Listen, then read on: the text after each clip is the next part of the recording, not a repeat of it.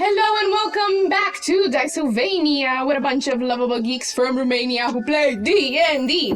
This is episode 22 of VIM, the Tale of Immortality, a fantasy homebrew world inspired by folklore in general.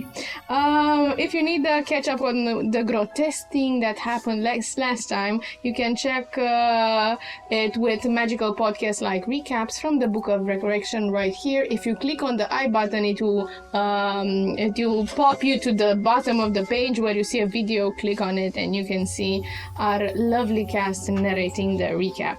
Also, we got a question on what's our schedule, and I just want to reinforce the fact that we post our schedule on several social media pages, Instagram, Facebook at the beginning of the month. It's even pinned, I think, on Instagram. And also, you can check it here on the community tab. It's right after podcast and playlists. If you go there, you can even subscribe and the whole pizzazz.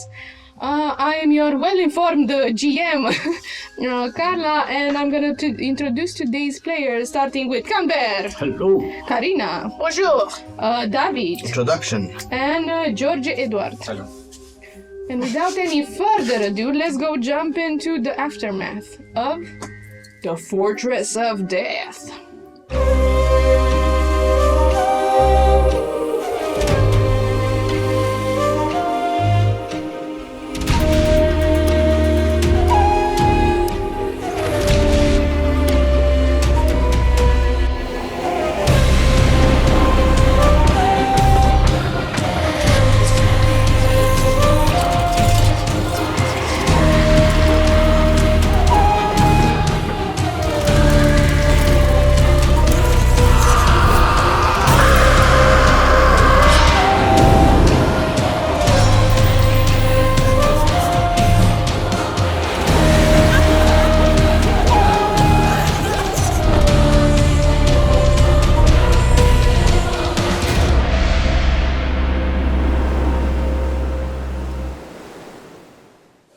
Light and peace.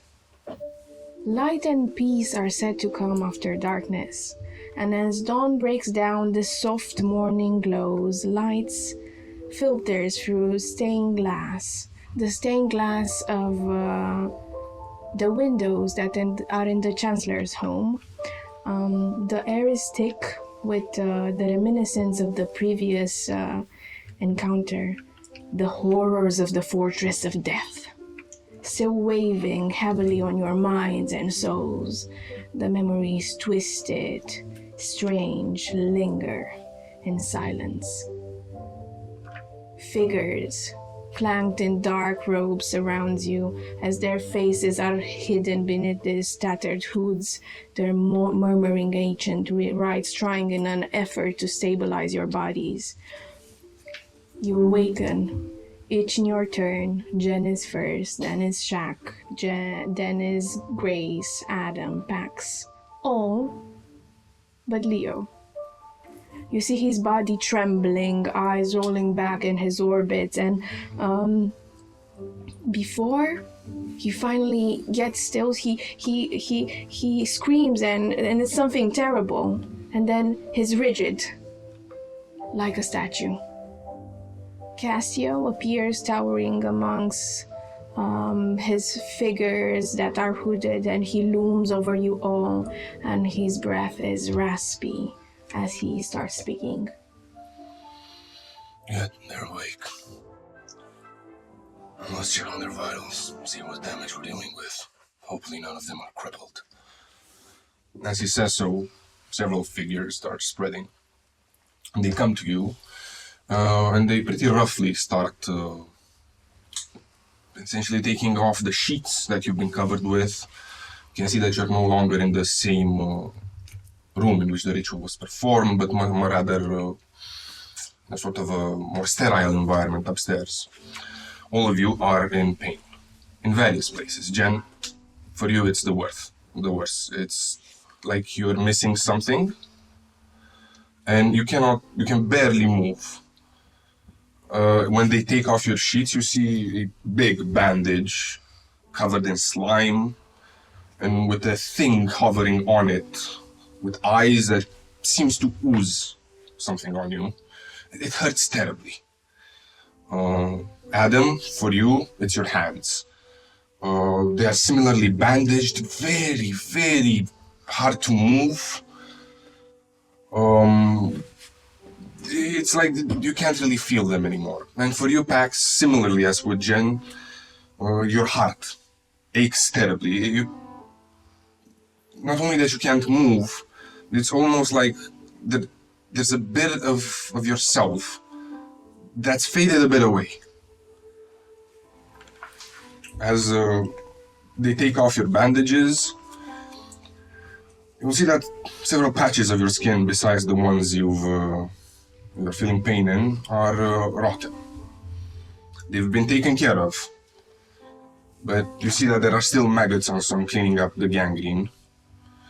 But what other bandages or wounds you would have, you'll see that they are in the active process of healing. The more perceptive of you will notice, especially when you take a look at your worst wounded parts, you'll see crystal-like growths underneath. You realize there have been many of those, and they have been taken out. And in fact, next to you, there will be a jar with several crystals. Castiel comes by each and every one of you, inspects you. After all, he decrees, well, you're very lucky. As you pass by Adam, I'll say, please, tell me you know what these crystals are forming are. I have some ideas. I also meant to ask you personally, you never told us that exact shard crystal that you are looking for, that we brought back for you. What is it for? That's for a ritual I'm going to perform. It will help us in finding some answers. I have some ideas as to how it may be used, but to be honest, it may have been just a fool's errand. I had no certainty that you would be able to retrieve it. It's lucky that you did.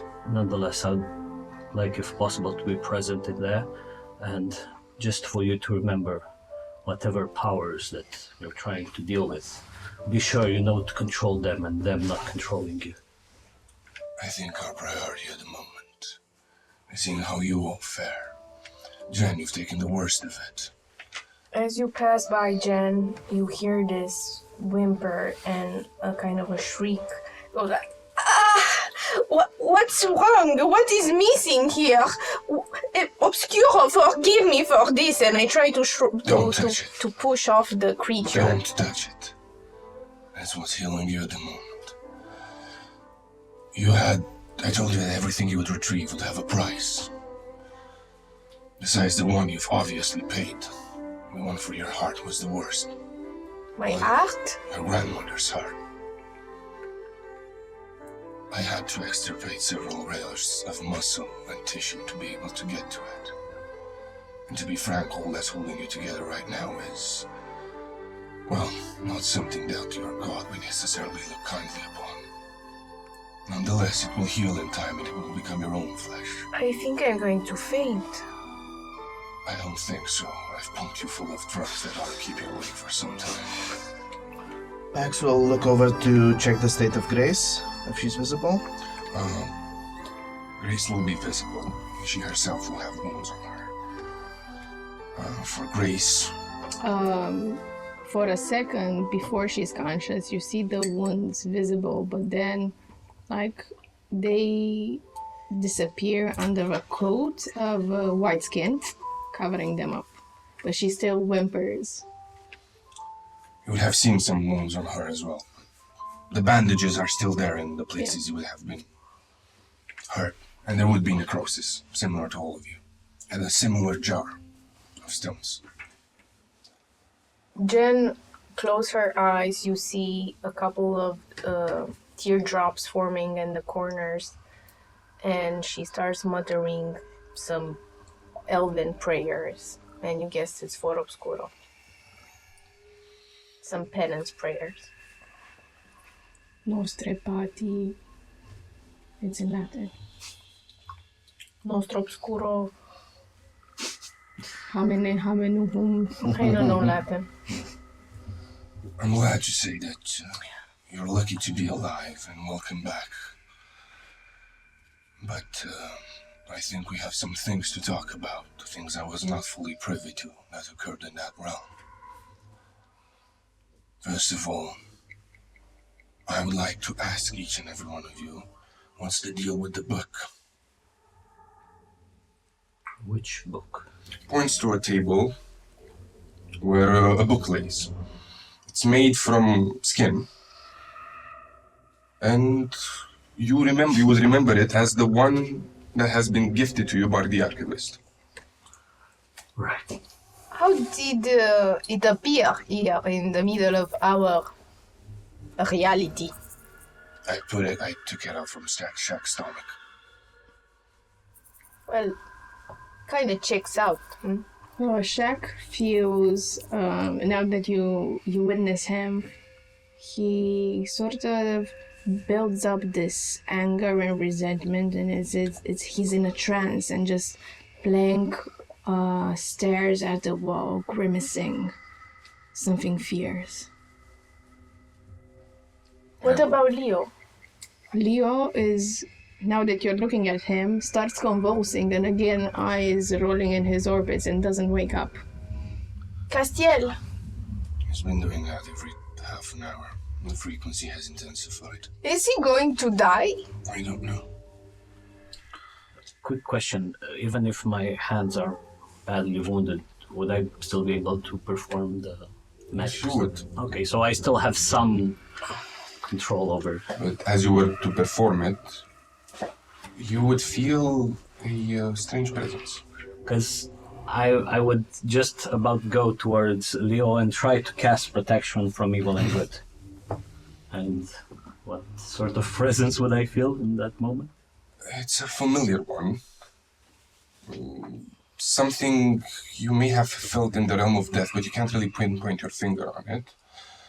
And as you wave your hands, in each of your palm, the crystal that's directly beneath your skin, the largest one, lights up. Okay. You realize you could tap a bit into that strength. Okay. For now, I won't, but I'll remember this. As we see this, Jen will foolishly try to roll off her bed, and with a thud, she will fall on the floor and try to crawl her way up to Leo's bed. If she can manage. I don't know if it's possible or not. Give me athletics with disadvantage. Leo's died the most times here. This trip might have been a bad idea for him in hindsight. 13. 13. You fall. You take some damage. Roll me a 1d6. 4. As something oozes from your chest area and splatters, it's blood, there's necrosis, it's shards of crystal. You don't know what's happening. It hurts terribly. And you start I'm biting my lip. your way towards Leo. He starts convulsing. Would After. that protection from evil and good do anything? So you start casting it. Yeah. And as before you cast it, something like a mist appears before you. It's this like eerie glowing mist, and it's formed in the shape of something you recognize. It's translucent but not quite like the other gods. You see Lunai. Sorry, stop! And she's trembling. I'm taken aback. What is happening, Lunai? Do we see her as well? Yes. Don't touch him. I'm on the floor next to her feet and putting my hand through her and back in disbelief. That's rude. Excusez-moi. Well, And I put my hand away. it looks like then there's someone who knows more than us. Tell us. Don't touch him. Seek me afterwards. After what? What? I don't think I want to be part of this. I'm gonna keep silent. I don't like what you're doing. Then get the fuck out of here. You're There's not no welcome way in to here. speak to a god. sir. Trembles a bit and disappears. Good. I don't want her to see what's happening here. So again, That was oddly polite. I guess whatever can cure Leo, we should take it up with Luma. No. I'm sorry. What? Do it. One of them. I know what you're saying. Well, I don't think you realize that. just saying that I'm not that interested in doing that, but if anybody else. I would just like to remind you that you're talking about beings that, aren't kind to us, to their followers. I know. And regarding that, I do have some questions. You were sent there to, retrieve an item. But perhaps you also went looking for answers. And I have some suspicions as to what you may have found. But I'd like to ask you, how do the gods relate to us in the eyes of death? What stories does its house tell of them and us? I don't know. I can't say I've found a satisfying answer. Whatever this death is, it doesn't seem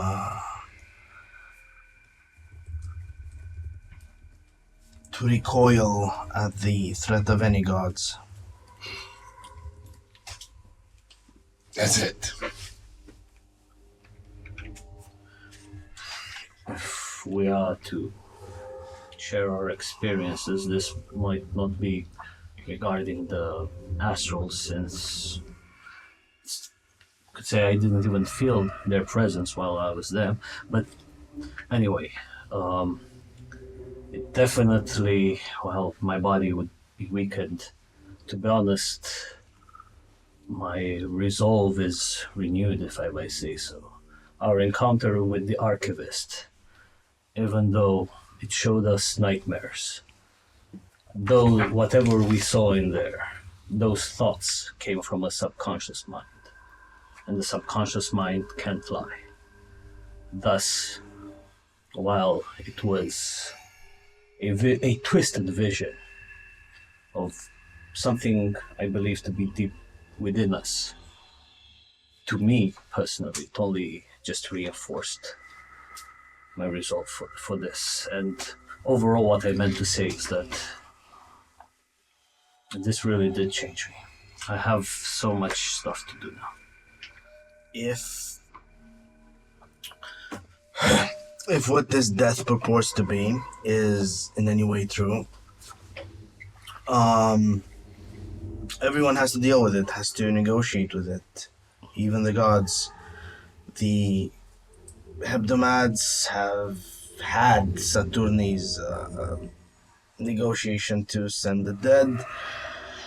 Obscuro avoids it through prolonging, and Lumino would have some sort of bargain to keep the after spirit that's sent to ascend. Untouched, she says from over the floor. What? Untouched, no? That's the thing, none of these theologies speak of it conspicuously so. Grace, I what do you think that realm showed you? Pax talks about theology. Jen is a bit battered. Not sure she can... Can someone help me up, please? No, you did that to yourself. Next time, stay in bed. Next time, don't kill my friend, huh? I didn't. You guys did. It was a collective choice. Plus, whatever he took out of that realm hurt him deeply. Don't worry, I will not let my relative die. No, but you were willing to let me on the floor. Yes, to teach you a lesson. Now, how does the floor taste like? Not good? Let us put you back into bed, and next time stay in bed. Oh, you will pay for this Put when it you on least my- expect it. Put it on my tab. Right next to the I saved your life. What about you owe me several favors? I would call them even since I saved your life. After you force me into this Forced weird ritual. You wouldn't have your grandma's heart without me, darling. What about your precious father? What about your precious shard? Yeah. What about it? So you asked my question before. My direct answer is I don't think fighting really helps. We've been through a lot of pain, I believe, and I'm not. Honestly, I'm still scared of what this all means, and I think you're not a very good influence. Who, me? All of you. Disappointing. May I be frank? Who am I kidding? I'm always frank. You wish. I'm afraid that you cannot stand the light of truth, and thus you recoil back into your cave at the very mere notion of it. What Adam says is partly true, as what Pax says, in the sense that you've all seen very subjective experiences. Your minds have been untethered from your earthly bodies. Thus, you're forced into a world of your own perception, of death, so of the world.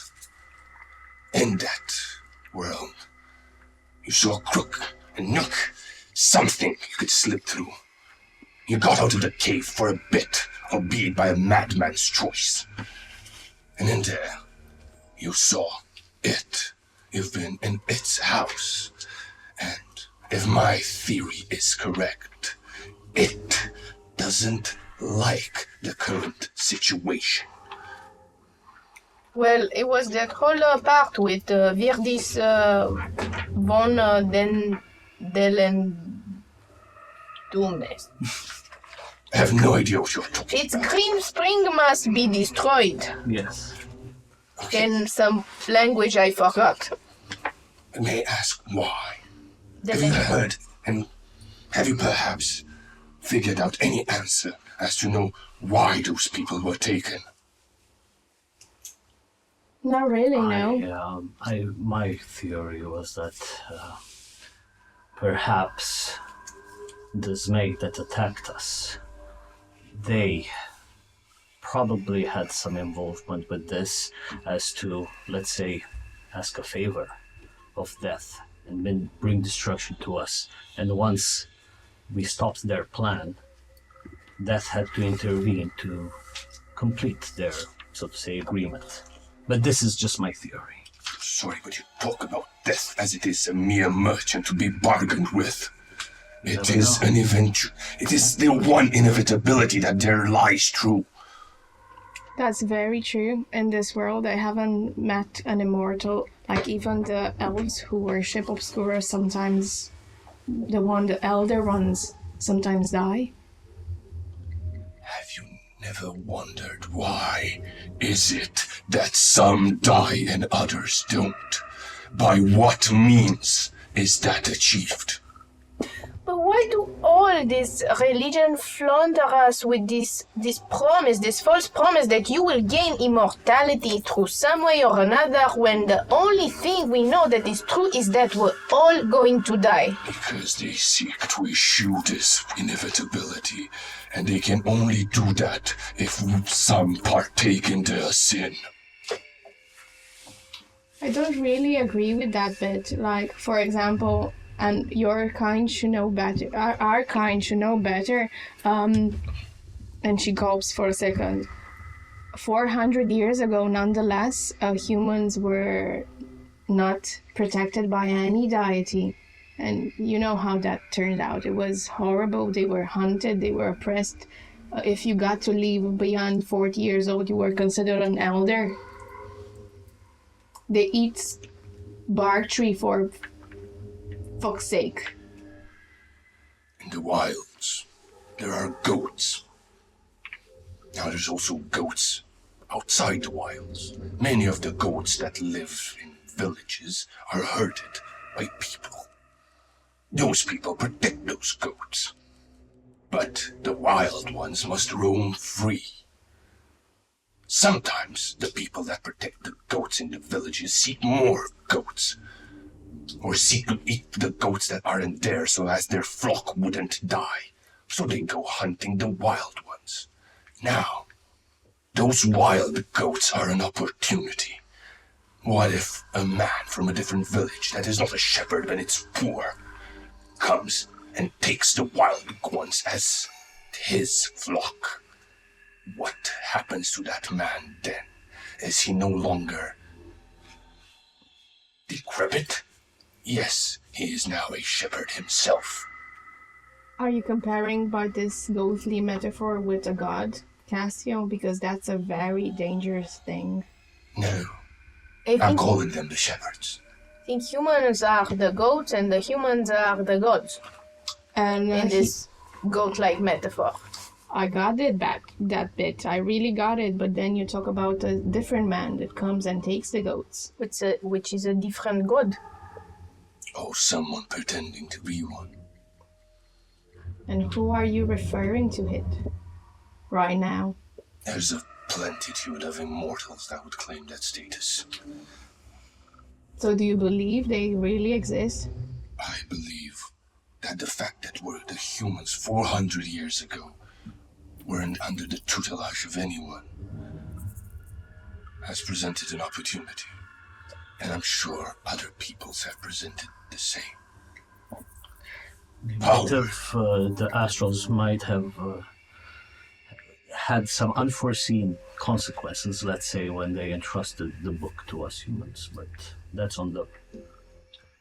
Nonetheless, we are discussing here many various philosophies and ideologies of our own, as I have my own interpretation of why I believe there are people that have transcended beyond death, yet we could spend the entirety of this evening doing so. I am quite exhausted, I'm not gonna lie. But I really, really need to head to the library and chronicle all of this experience. But before... Don't worry, it won't be anything public, just something that will remain. In fact, like, if you make it public, just change my name. Right. Talking about what's happening in the elephant crystals in the room, what are these? And she points the words. For a flash of a second, her flash shows, and you see crystals. Most of them should go away. Yeah, but they're a byproduct of your journey. In layman's terms, well, you had to die for a bit. And these sorts of crystals form undead bodies. They are called vividians. Now, as seen as you went through this harrowing experience, most of them are a byproduct, but there are some that have grown a bit in power. You took something from that realm, and that has been taken along, whether willingly or unwillingly. Now I can get rid of them for you if you so desire, but I sense there's a bit of power in there. You may want to explore it. Its effects are as of yet unknown to me, but I'm sure they will pertain to whatever experiences you went through. Definitely felt its presence when trying to perform arcane. Whose power is in them? Well, it's complicated. There's a lot of ambiental magic that has been siphoned off that place. There's a lot of you in it. There may be a slight chance that there's a bit of me in there as well. But Which part of you exactly? I'm not sure what broke off in the transit. Something you may have interacted with. she flashes her and twists her arm, and with the intention she does something with it, with the crystal that's on her forearm. You would seek to activate its power? Okay. Your eyes would go blank. And you, for a split second, you see a small white figure, the same one you saw in the chapel. Looks you in the eye. It says, if you wish to find someone, you're gonna have to give someone up. Them's the rules. So if I want to find my parents or a parent, I need to give someone up? Them's the rules. What do you mean give someone up? Do they die or? No. You're gonna forget them. Can I choose who? No. Okay. Who do you wish to see? I want to seek my father. Okay. We're gonna have to roll a D, how many people you know in your party. And, So it's, Adam, Kate, Gregory, including the dead ones. yes. Adam, Kate, Gregory. Someone is noting this? Yeah. Adam, Yep. Kate, Gregory, Tadian, Cassio, Pax, Jen, Shaq, Tulrok, Isari,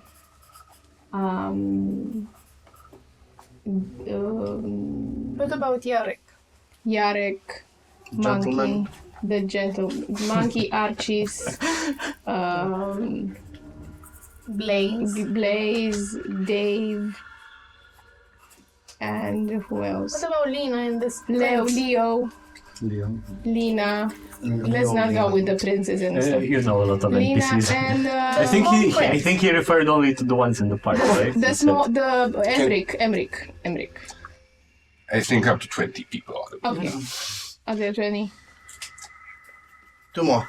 Emric, the little prince, Philip. Philip and Serban's character, I forgot. So, Dionysus. Emric, Philip, No, and... Dionysus, Gerasim. Gerasim. Okay, that's 20. D20. I'm Oh, rolling that it. would be very weird if you forget someone Yes. in the room. Like Pax, wouldn't it? Yeah, that's Oh, gonna be yeah. amazing. 17. 17. Lena. Oh, You have no notion of Lena. As the little boy takes your hands, pulls a little string out of it, makes a knot, puts it back into you, and now on your hand, essentially forms a small compass out of your blood, coagulated, and it points into a direction. okay. You can dismiss it and cast Okay. it. She's looking at it. And she's keeping the hand parallel to the ground, and no arrow appears. Okay. For now. Next. I think Adam has something of him myself as well. I did definitely notice its powers, yet I do not wish it to have it upon me. I will like it removed, as I do not like to dabble in things I don't fully understand. Okay. I'm gonna take roughly an hour. Thank you. You got, all of you have. I'm not exactly sure what they do, so for you it's gonna probably be a bit longer until you can heal and fully use it. For me, like, Also, I have your grandmother's heart in a jar. labeled. Yes, I have all my hearts labeled. Pax will help Jen up onto Oh, one thank of the you. tables. Oh my god, that was a heavy kick. But yeah, if none of the packs are used. Whatever this is, it's not godly. It might be part of us, part of you, part of the souls, but it's definitely not of death as such. It has a bit of death in it, or at least the flavor of it, the miasma of its realm. But does it link us to death in any way? Does it give... Or rather to me. Can it be used from outside the body, do you think? I don't think it is a weakness to you, if that is what you're asking me. Whatever it is, can you extract it so I may use it without it being in my body? No, that is unfortunately something I may not be able to do. I think I'm going to need the removal as well. Obscuro frowns on modifications of the born form. Are you sure?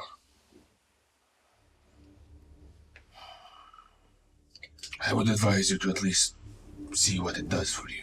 I'll visit the Obscurite Temple and consult with the head thinkers there. How can you not know if it's possible to take all these little shards and make an object out of them outside of our bodies containing the same properties? I can try, but as far as I know, it is powered also by the very life essence that is tied to you. I'm not particularly aware of how I could work with something that doesn't have that. In case you haven't realized, this is literally all my magic. I can try, is at best all I can give you. But the odds of success are limited. What about if you take it or put it on someone else? Like you could have a minion that you enslave and put that on themselves. If you're alright with that. Enslave. I don't like that. Me neither, but I'm making a point. I just don't want to be struck by lightning by Obscuro because I'm wearing this, like Paxit. It's more like you'd be lost in the night. Lightning isn't really his. But yeah. Her point though was your dominion. Right, what does mine do? And I do awkward things with my hands. For yours, you feel like a deep sense of hunger. Oh no. And then it's a bit overwritten. And you remember your father. You realize there's a little voice in your head saying, you must catch yourself. And someone must drink that. Must drink that someone? Yeah.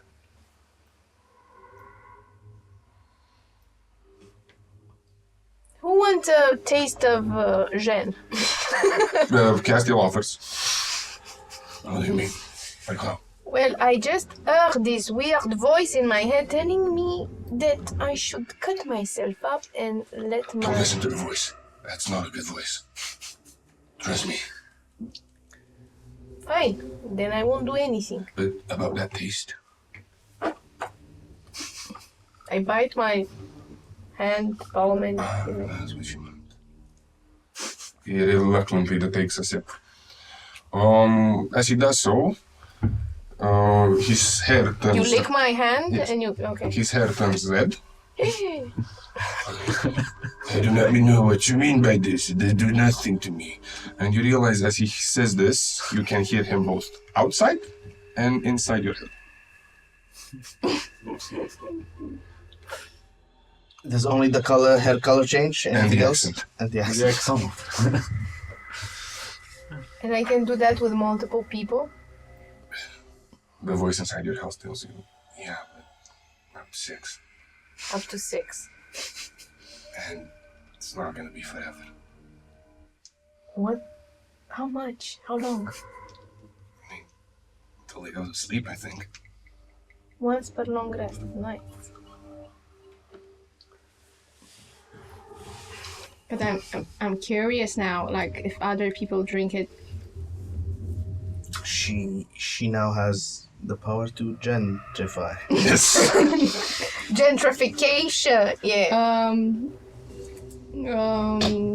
Grace takes a lick as well, and her hair stays normal. Say no. Help. See, my hair doesn't change at all. But still, she still has an accent. We can hear her in the moment. I'm trying to say stuff in my mind without moving my lips. Like, Is this thing on? Are you guys hearing me? You're not talking we're about hearing me. you. You hear in your mind. This is so cool. Maybe you should tell the. Maybe Maybe you should tell the others. Pax? Hmm?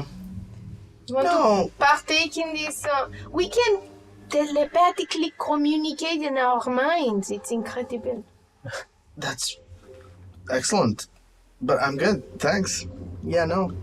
Adam? You will see that at this point Adam was looking around, and honestly, it's a mix of both a stressful experience combined with this that not only like he's going insane, but he just at some point he breaks and really starts laughing at this entire scene. And like, oh wow, like honestly, like just having a near-death experience, drinking blood next to that, it should be nothing, right? And I just take a sip, like, yeah. You will also gain one of Jen's features and her accent. And A feature, like Feature. smile. Does she has pointed teeth? She doesn't have anything. oh no, and now I need to speak like this.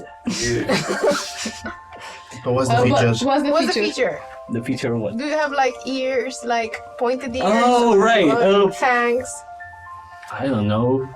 I guess also red hair. And we all to keep the. For a shock of red hair yeah, appears we on Adam. all have. Like it's red. long drapes on his like bling bling golden. Oh la la! I do not think this is possible. Oh. I feel like at home. But what do we do with Leo? She points towards the floor. I honestly don't really trust the gods with him. I think I can at least maintain him. Until we find something better to do. Oh, sorry, this is what I think we can maintain him until we find something to do. But what about that meeting he said he has to attend to? Sorry. We're gonna speak like this. Just We have to speak like this. What about that meeting that he has to attend to for the Chancellor meeting because he missed so much time with you in Nocturna Obscura? If you were to guess, how long would you think he'd be out? Well, to be honest, I don't know. Days, weeks, months? It could be any of those. I hope it would be a few days, man. I'm quite sure what to say about this. But what do we do with the meeting? He was supposed to attend this afternoon. He's told people he's finally back. Lots of people want to see him now that he's back. I can go to the meeting if that is. Could be the Jupon. I can also transform into himself, Leo. I have that possibility. There's also we have King Pax here who could tell that let's say the Chancellor is quite ill. Well, that's the problem. The Chancellor has already taken liberties with his duties. The people need to see What him. about if you make like a paper moving the date, the day after tomorrow, because some prior commitment you made? May not be back up the day Yeah. after tomorrow. I think it's perfect opportunity to make me a chancellor. Grace, I don't know like what this is going. how are you enjoying that accent? Terribly much. How about one of those you've read too much kind of, like in the plays kind of accents? with the these and the thys. Problem with die hair. It's die. That's three accents all stacked on top of each other. Listen, How first, do you end it? Maybe I could go to sleep, eh? I think this is what the voices inside my head told me.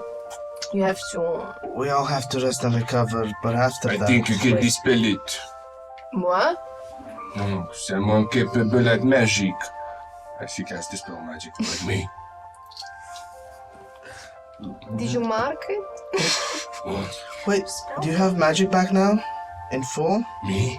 Yeah. How the fuck do you think I got you there? No, I meant... Wait, the magic to get us there, you got how? Oh. Well. That's a bit of an uncomfortable question.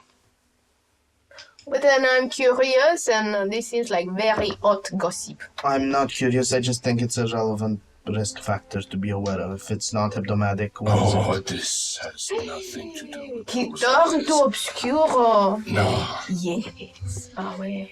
In all frankness, I'm still exploring the limits of this newfound pool.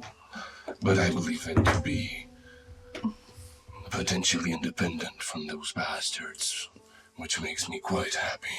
But coming from where? Well, see, those are all relevant questions. And as you do this, your hand that's bandaged starts to do like this, a thinking pose, without you knowing. Well, I'm ready for the extractional procedure, and afterwards I'm still quite tired, and would prefer if I could head to my place. Castile, you I fully trust, and I would very much like to continue fully trusting, but I need to understand what you're channeling. Well, Pax, I would gladly tell you, alas, I'm not quite sure myself. But since you've taken this great risk for me, fine, I'll let you in on a little secret of mine. Tell me what you do know. No. He makes a sign and all those hooded figures leave the room. And he bandages his hand. He shows you a skeletal hand. I believe something may have something to do with this. Okay. Did you take out of your skin and flesh out of your hand? How did you end up like this? I took a dip in some Sabbath waters. Wasn't that supposed to kill you? Interesting how I didn't. But that was back when you were friends with Saturni. That was way before I met her. What was your deal with her while you were There friends? was no deal. Didn't she forsaken you at one point? Not her particularly. More like her clique. Can you also dispel the magic upon my voice? Yeah, sure. Cast another dispel magic then. How do you know it Perhaps you isn't... can dispel it yourself, like... Pax, don't be mistaken. I've been using this power ever since I met you. And you've been called abomination by anybody who could properly read it, so... Yes. How do you know it's not of death itself? And what if it is? You're following people, or, well, beings that will put children to death. I never did that. And the tricky bit is that he's not the only one who dipped his hand in Saturni's water. There's others. Yeah. Who else? I know of one, but I will not tell you his name. If And I would that- appreciate it if you didn't. Understand that I'd make this choice out of want to protect them. The likely entities that would connect you to would be Obscuro, but clearly none of how you work is Obscurite. Then it would be Saturni, but you say this is long before her. And then we have Death, and you say, what if? Well, Death happens to be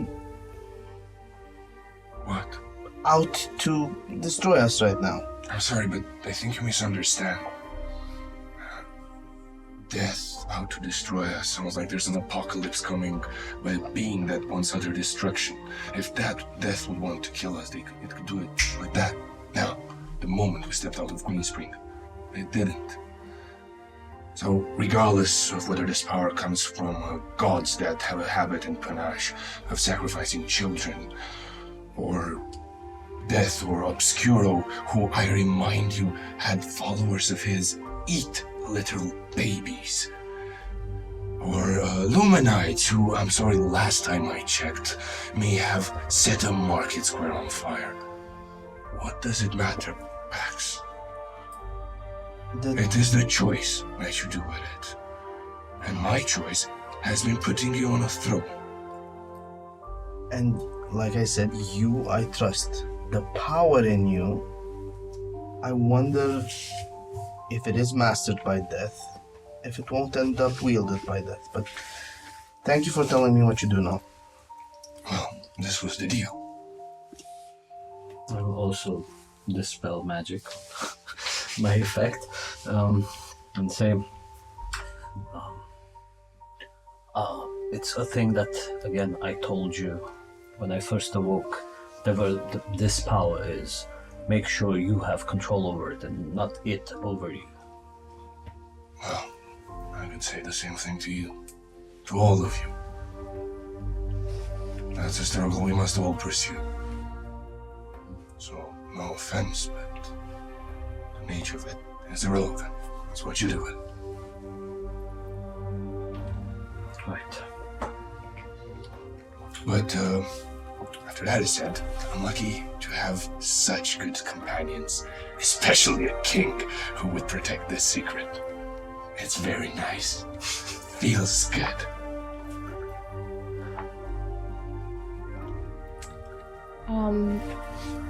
So what's the plan now? The plan is first to recover. Extraction of, in my case, I think. And then Adam personally would head to Hebdom Library and start writing. After you rest and recuperate, or before? Yes, then or before, but yeah. I strongly believe we should take a rest. Tomorrow is Martyrs' Day, and let's see what it brings. If Leo doesn't recover, that asshole Ferris who wants to be Chancellor will have an even stronger claim. Might need to cover for him if he actually doesn't get up. Do you mean with the thing? Showing up for him. I really hate doing that. It's either that or Ferris probably ending up Chancellor of Midnight. Think about it. Sure. I have a secret as well, but I'm gonna show you tomorrow, if that's okay. I'm gonna think a bit of it. And then she goes to sleep. Shaq is still looking at the wall. Theo is convulsing from time to time. And you feel very tired.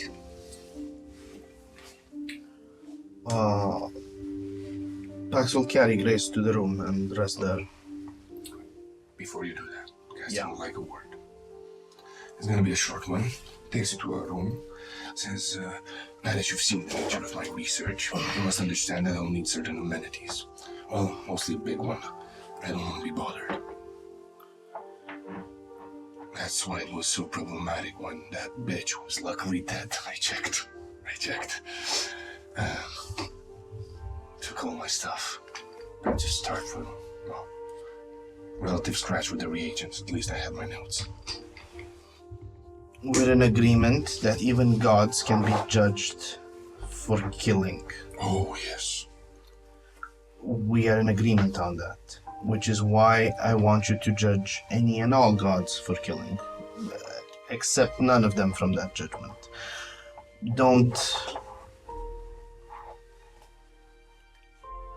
Death has killed. We've seen death kill. Not just collect, but kill. Just like you're aware of how Obscuro kills, of how the Hebdomades kill, stay aware of that. I see the outlines of your research. I trust your ultimate moral sense, not any of the means, but the ends. Don't accept it from that judgment either. I promise you. I'll get you privacy and space. Thank you. When he says I promise, he takes a bit of his blood from his hand, cuts it, puts it in a vial, scribbles something on it. This is a promise. I won't misuse it. Okay, so you all go to sleep.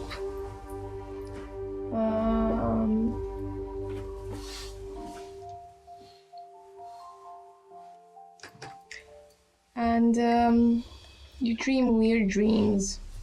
You twist and turn in your beds in Castiel's care. And a new dawn appears over Greenspring. And as the day of Martis unfolds, the essence of the trickster lingers in the air. It's a day of mischief. It's a day of battle. It's a day of renewed strength after the trial you faced.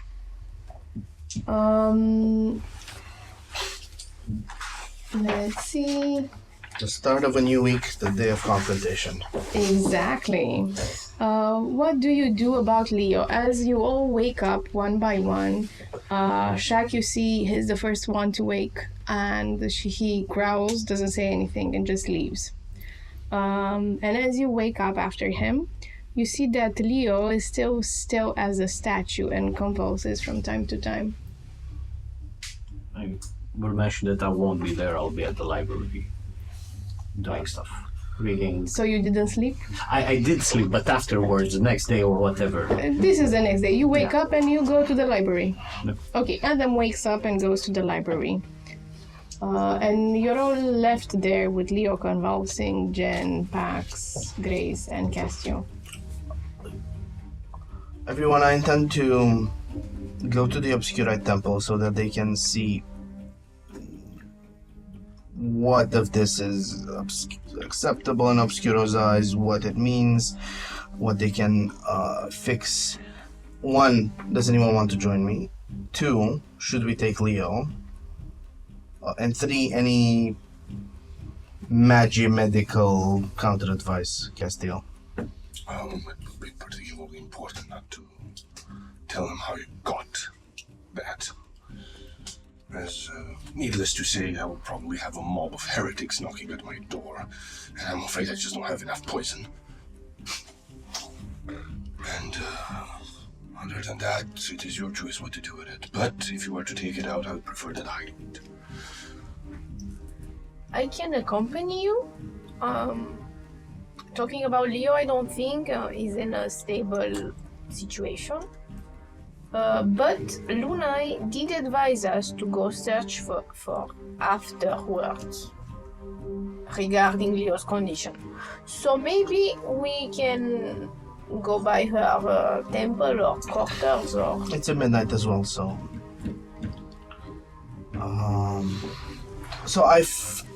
now that he's in marginally better shape, Pax will focus on the crystal growths, tense, and channel some will into them. As you channel them, your legs want to move, but there's something in your mind stopping you. It's the same figure shape that pulled the dagger out of your heart. It says, this must not be used trifling. And someone has to be in danger for you to use it. If you're putting someone in danger, you can see what it does, but it's gotta be someone else with you. And Nan tenses immediately. The moment he does that, you see one of those hooded figures essentially starting to fall down. Because they trip, and the tray of biscuits it was carrying spills over. Not the biscuits! Your instinct is to essentially subconsciously grab him, and you split second you go there, being relatively close to him. You go under it, and what would have been a critical hit that it would be taking from the stairs, you're taking it. Okay. You okay? You take 7 damage from the stairs. Hold him up. You okay there? Ask the beastie kids. Okay. The hooded figure just mumbles something. Okay, good. Yeah, I know. I think so. Well, what are you gonna do? Yeah. No, I know. It's like that sometimes. It's not to be used trifling. Clearly. And mechanically what it does, you go and switch with someone that takes crit. Mm-hmm. Just crits? Crits. So, with that being said, you plan to go to the temple, you two together. Mm-hmm. Grace says, so I'm gonna share this with you guys. I don't know if you noticed, but I'm not necessarily a half elf. And she just turns into Leo. Leo's she's a Leo. queen. Does it look like a magical change or a bodily change? Bodily change, like her skin goes white and discolors from her white face with vitiligo marks, and discolors into a white figure with long hair, and then she colors back into Leo, taking all the forms and shapes, including the moon and the forehead. Would we have seen something like this or heard about something like this before? History. It's a 29. So with a 29 I hate 4. no, definitely. With the 29 on history, you remember like some 20, 30 years ago, there were some situations at the maternity hospital. Like it was a curse on the babies. A lot of babies were born cursed, and they looked white from head to toe, including the sclera, irises, pupils, hair, and so on and so forth. And they were killed because it was a bad omen.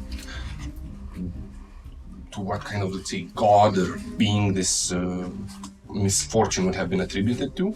Not necessarily, but a corruption, like one of the misfortunes or curses that the hebdomads, as a fanatic and related with a lot of dogmas and traditions, considered a sin. So most of the babies were killed. Okay. Takes a look. And they were born from human females.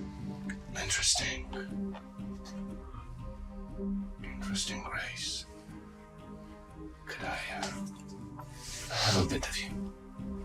No. Please. No. And she lifts her arm, and at that moment, the compass appears with the arrow pointing up. Grace, please. Please. It would shave months of my research. No. Grace. I'm not a freak, you bastard. I'm gonna have to use the meat you gave up in the process. Come on. I forbid you to use that. Grace. I'm gonna curse you. Fine, curse me. If you use that, you're gonna grow an extra nose. Poof. You cast remove curse. How many spell slots do you have? Grace, let's not get into a pissing match, please, please. No. Fine, I'll just use the used one. I'm going to get it. You can't, I've hidden it. It's labeled somewhere safe. She cast a locate object. Show me my skin. No, no, no. She starts running after it. What do you do? I will start running after her and... Pax does call out, Castile, you can try and convince her all you want, but don't physically steal her flesh. It's not, it was freely given. It said so in the ritual. Freely given for the ritual. It didn't have that specified. You see the clothes that she was dressed somewhere in the middle of the, I don't know, as you chase in Leo's mansion, you find them somewhere in the middle of the floor. And you look after someone that looks like Leo and you find no one. Shit. Fine, I go look at her clothes and hope I can scavenge some skin or something off of it. But you find a backpack with a lot of items. Do I know about her sickle? Her sickle is not in the backpack, but you know about her sickle. Like she uses that. Like sometimes she keeps it, and whenever like magical auras are given, that radiates, and sometimes also the backpack. But the sickle is not there. I'm looking for bits of skin and something that may have been Give me scraped an off. investigation. Oh, good, I have that. It's a 27. Okay, with the 27, you find a strand of hair. Good, that's all I need, that's all I need. And then you find in the backpack, 1 second, hazardly open, you find like a lot of tools and like food stored in books, notes, scribbles, letters from It's packs. bigger on the A lot inside, of- isn't it? Yes, it's enchanted. And inside you find something that catches your attention. You see a brass lamp that's sort of tattered, but it sort of emanates this aura. And then you see orb that is broken in two, like cracked in 6 eerie fragments. Well, Not in 2, in 6. I'll take them from there, take a look at them. Grace. I'm heading. You, looking for and her. you turn them and you see property of the graceful gentleman do not steal. Oh, I can't condone her for stealing. And then these. afterwards, I'm talking about you, Grace. You see like a cute note. I seen stuff missing, monkey. I want to steal them. Grace! Or wherever you are, I'm borrowing the lamp and the orb. It's a temporary thing. Until you give me that flesh I need. Now, how would she come into the possession of these? Okay. So this happens. After a while, you hear the door closing and you hear, "Haha! I steal it back!" It's Grace's voice, and she closes, and you see at the floor, at the foot of the door, you see a hooded robe that she probably. You deduce this. You probably took it off one of your servants. I have the poor man or woman found, and essentially, well, You found them. They're gagged and stored somewhere. I chastise him for not taking care of his clothes or her, and I'll give them 10 more minutes in the lockup room. He nods, makes a weird sound. You chastise them literally, or? Chastise means to, Admonish. admonish. I'm not castrating if that's what you're saying. So, with that out of the road, Grace is going to take Leo's place at the council chancellor's meeting today.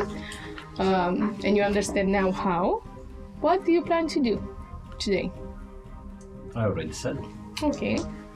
We can start with Adam. As you two are also taking a breakfast and leaving for Midnight. the midnight. You're in the midnight district, but you're going to the chapel? Or We're going by Lunes and then to Obscuros. Okay, the midnight chapel and then to the Church of Enduring. Yep. Cool. Having left earlier. 1 second. I make sure Grace has Leo's form just right and face and stuff. We practice the accent. Before she you goes. meet her and you meet Leo in an alley, and it's to the nail, like the accent, the form. Like you get a bit of a feeling that she has done this before. It's very put together and well rehearsed. You don't know why.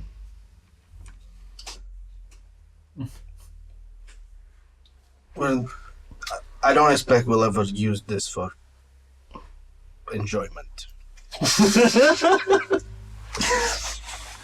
Now I thought this is one of my assets, and she mimics perfectly Leo's stance as he carelessly looks at his fingers. Like me some assets.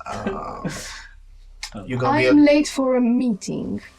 if there's any trouble, call for me. I Message. don't expect it to be so. This day is one of battle. I shall win. And she moves with the Leo's I do grab the Leo Grace and pull them for a kiss. What are you doing, King Pax? This is Am not I appropriate there? to kiss your chancellors. Am I there? We're in an alleyway. Is This Jen not with an us? alleyway, no. Or, I don't know, maybe you're standing, I don't know. We're gonna go afterwards. I check if she wants to kiss, but if she doesn't, I will let them go. Chancellor. She says, a moment, and she goes into a corner, changes back, comes back. This is how people get actually caught. Like, you can't ever do that again. I have some ground How rules. shocking would it be if I did make out with Leo sometimes? It would be favoritism. Like one of the chancellor and the king smooching in an alleyway. No, it's quiet. That one looking at us. She's into it. I'm not into it. I see Leo now in a different way. Sometimes me and Pax have this fantasy that we're gonna be a threesome someday, but With Leo? yes, but I keep telling him he doesn't swing that way.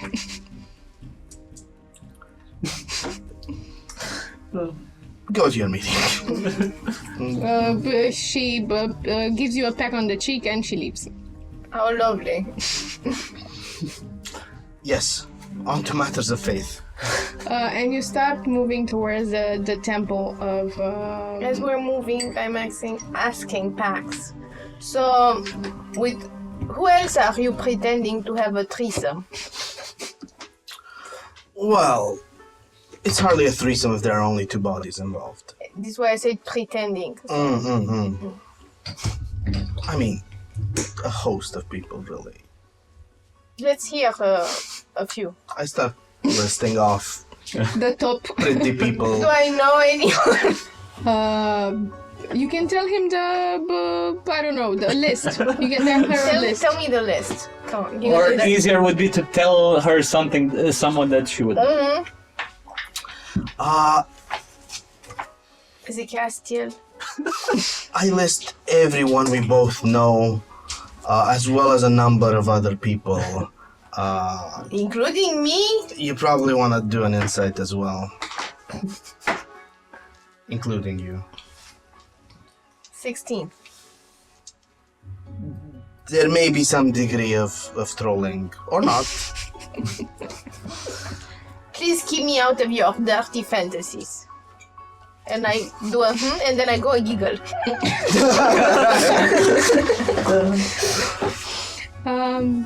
Adam. I'm gonna just...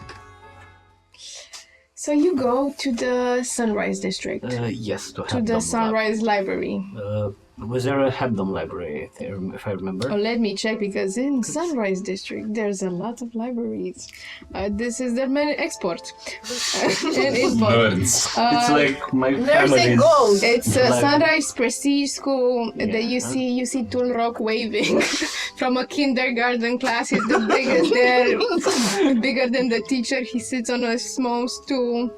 Then there's the Sunrise Library. There's the Enlightened University, the Curtin School and Libraries, Dawn Curtin School, then the 2 Library Street, the Solis Library, the War Library, the Hebdom Library. Yeah, the Hebdom library, which I know it to be sort of my family's It library. literally has his name on it. Yeah. Definitely. And I would know that in there we have the, so to say, private section of where my family kept more, writings, journals, for ourselves, so to say. You know, the private section. So you feel Diaries. you feel at home in this gold gilded district, and you step into the Hebdom library. The Hebdom guards, the Hebdomadic guards, greet you, as you know, as the personal guards of the faith, necessarily not of the king.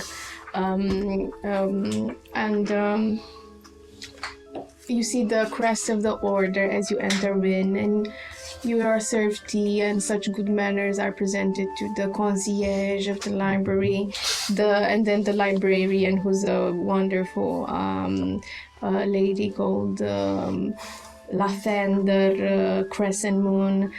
She's elven, but she has earned her place there, and you find yourself walking through the hallowed halls of this library, with the golden light of Solus guiding your steps. It's actually Solus's light, since it's infused in the lightning artifacts that guide your steps as you walk through, and then they go and they close behind you. And you start looking in private notes and Yeah, journals. but also writing and recalling the events that I've experienced in the Fortress of Death, and creating sort of a more stylized and factual report. Dear so to say, on diary. that. But yeah, dear diary. Yeah, but in a sense to write that in there and keep it for the legacy. Okay, you write family. for the first part of the day. The second part of the day, unfortunately, since you know this library, it's your own, forth and backwards, you know every shelf, every category, you know most of the books, at least that interest you, and you don't find anything, and you feel a bit desperate, or I don't know, not at ease, like a bit desperate at the end of the day as dawn approaches, and you're ready to give up. But then you see a priest, Father Lumiere, that is, you know him from your childhood. And he approaches you with curious eyes. And he asks, "Oh, hi, Adam. How are you, my son? May I assist you? You look particularly sour this day. Is it because of Martis?" That I am, Father Lumiere, though the particularities and the reasoning behind this mood I have, it's due to previous experiences that I've had, but nonetheless it seems that this particular information I'm looking for, it's pretty hard to get. Nonetheless, "But what is it?" And he asks with a soft voice, but yet tight with caution. Like he may be... I'm looking on histories of long, maybe forgotten race of a dark-skinned dwarf-like creatures Okay. that, let's say, I've seen some visions and I've heard of them. Give me history. Eh? History. History. He's gonna look with your history. And apart from that, do you want to seek something else? Because this is your family library. I assume you wanted to seek something from... I have looked everywhere I knew I could find information, yet nothing that would enlighten me at the moment. 22 for the history. 22 for the history. He starts and frown, and you say dark-skinned dwarves. And he goes and gets this small book. Dwarfs question mark. Are they little humans or not?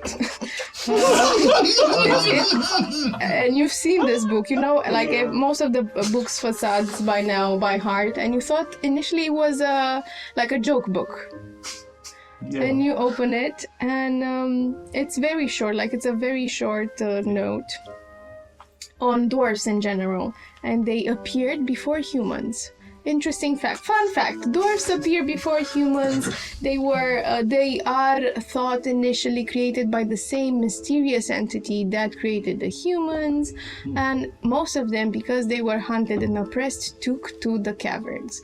And you read about the dwarf sociological and economical arrangements, how they trade to the surface. And there's a small paragraph at the end of it, where it's mentioned that some of the dwarves have burrowed deep enough to get in contact with mysterious forces, and they branched off and outcast from the dwarven community because they started to show darkening signs. Okay.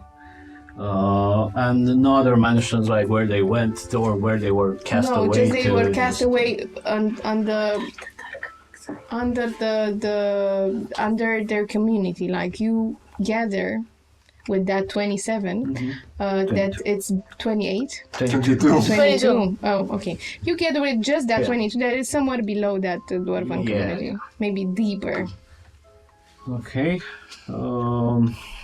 I'll mark some notes on that. But and as I'm about to leave, I actually stop in my stride. And it's even a mention of the first dwarf who had this darkening. It's called Baldur. Yeah, I think I've heard that name before. Yeah, we have. Yeah, we have. Okay. Baldur, Duran, Dukan. Okay, so Baldur, you reckon from the last session, was the city that the dwarves, the dark dwarves, the Dwergars say they were coming from. Yeah. Okay, cool. And yeah, after reading through that, as soon as And it ends with this: a short book for short people. Yeah, fair. Yeah. And yeah, as I prepare to leave, I actually stop in my stride and turn back to Father Lumiere and tell him. Also,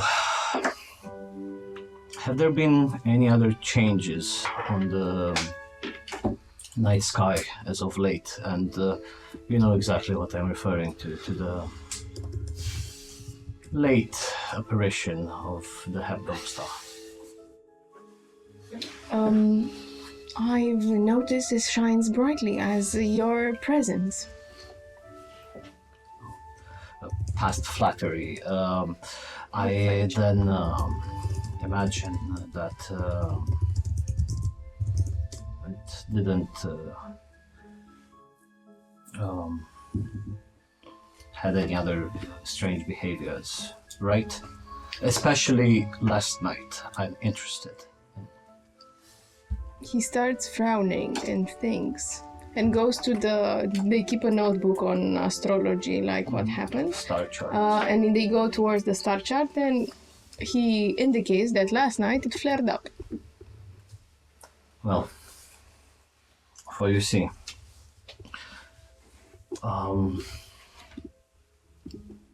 I mentioned previously a vision that has came to me.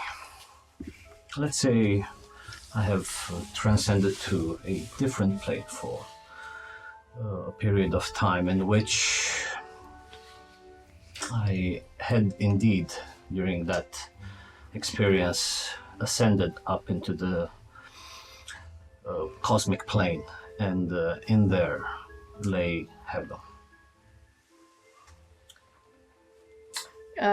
Father Lumiere's forehead wrinkles a little bit as he says, cited with caution, this sounds like the pagan belief of the ancestral light.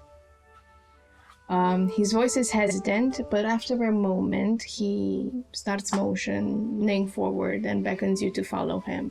And he darts to the corridors. You're expected to go to the Book of the Hebdoms, to the history, so on and so forth. And you go to the same shelves where you found the joke book with doors.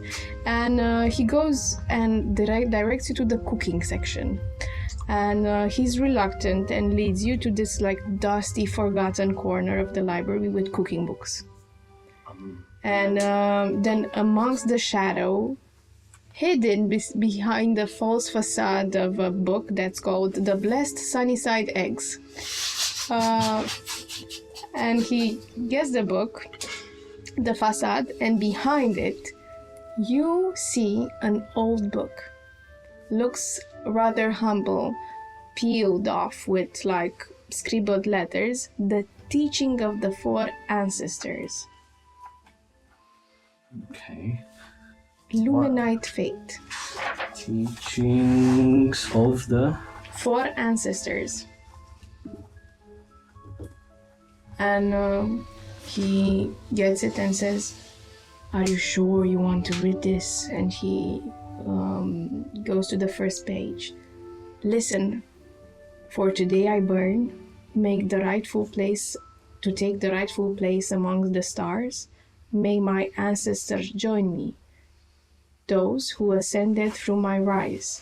May my ancestors who have failed be forgotten.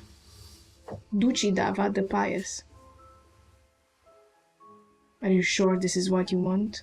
It's from the pagan faith. Who wrote that? Ducidava the pagan, obviously. The pious pagan. It's not pious, it's pagan, just. I take the book of him. Who is Ducidava?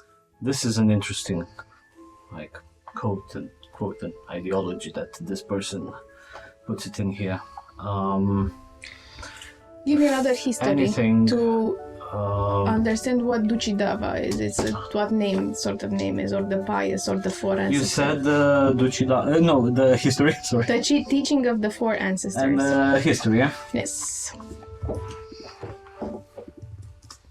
Natural 20 Oh. for 27. You know, Ducidava is an orcish name. The pious, again, the four ancestor, ascending, talking about ascension, is the Luminite faith that didn't interest you because, again, it was thought pagan. But now it's sort of, especially this quote, "For today I burn to take my rightful place among the stars," sounds like something. It does indeed. And my last question, Father Lumiere. Who put this book here? Who hid this from amongst all of these cooking books? Do you think all of these are cooking books? I mean, that was the case last time I checked. Did you ever pick one of these up? Not really. Do you think any of the Hebdoms pick one of these up? Not really. Bless you. Okay. My point being, Well, but I assume they're here for a reason. okay. I shall take this and have a read and make my own opinions on the subject. But nonetheless, thanks for guiding me to this. I now feel like an idiot. There's just an idiot constellation flashes above me for not knowing that there were such books in my own library. Never mind. Thank you. And you go and Study the book, and other than that, I mean, I think I will return, because you said it would take some time, and also research your reading and all this. I imagine I'll finish about when it's about time for dusk or something, and return then to the Chancellor's to the Manor. Chancellor's mansion, and keep this book a bit more even hidden from the rest. I read it in my spare time when I'm alone and all that, but yeah. Okay. Do you want me to give you the information in the book, or do you want me to drop it? Whenever you feel like. Okay, I'm gonna keep it and figure it that later. Yeah.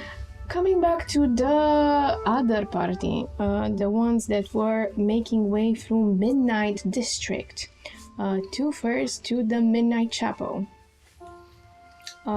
Being the day of Martis and Luna just passing last night, everybody's sleeping. Who is in attendance of the chapel? No one. And as you enter, you see like all the portraits and the pictures, the holy pictures are with Martis because, you know, they change depending on the day. Martis is red figure, grinning, arms crossed. But there is an alcove or symbol of Luna somewhere in the structure. Yes, definitely. It's, you know, it's Luna's chapel, but in general, whenever there's the hebdomadic fate, when you see pictures or statues, they change according to the day. So we go to some spot that is not dedicated to Martis for his day, but rather still Luna marked. Simply call Noble Lady of the Night. Your Chancellor lies in the darkness still. We are ready for your words. Persuasion. 15. Okay, wisdom saving throw. 20. Okay, with a 20, you and a 15, you start seeing glimmering, eerie light coming from nowhere because the moon is not on the sky right now. Or if it is, if it's one of its rotation, you can't see it because of the sun. And it starts showering on you, and it sort of tries to incorporate in you, but you resist it. Did you saw that? Did it feel distinctly like Luna's energy? Religion. 10. Maybe. Definitely feels hebdomatic. Did it felt offensive, like it was trying to harm me? Or I'm not It sure. felt overpowering, overtaking you.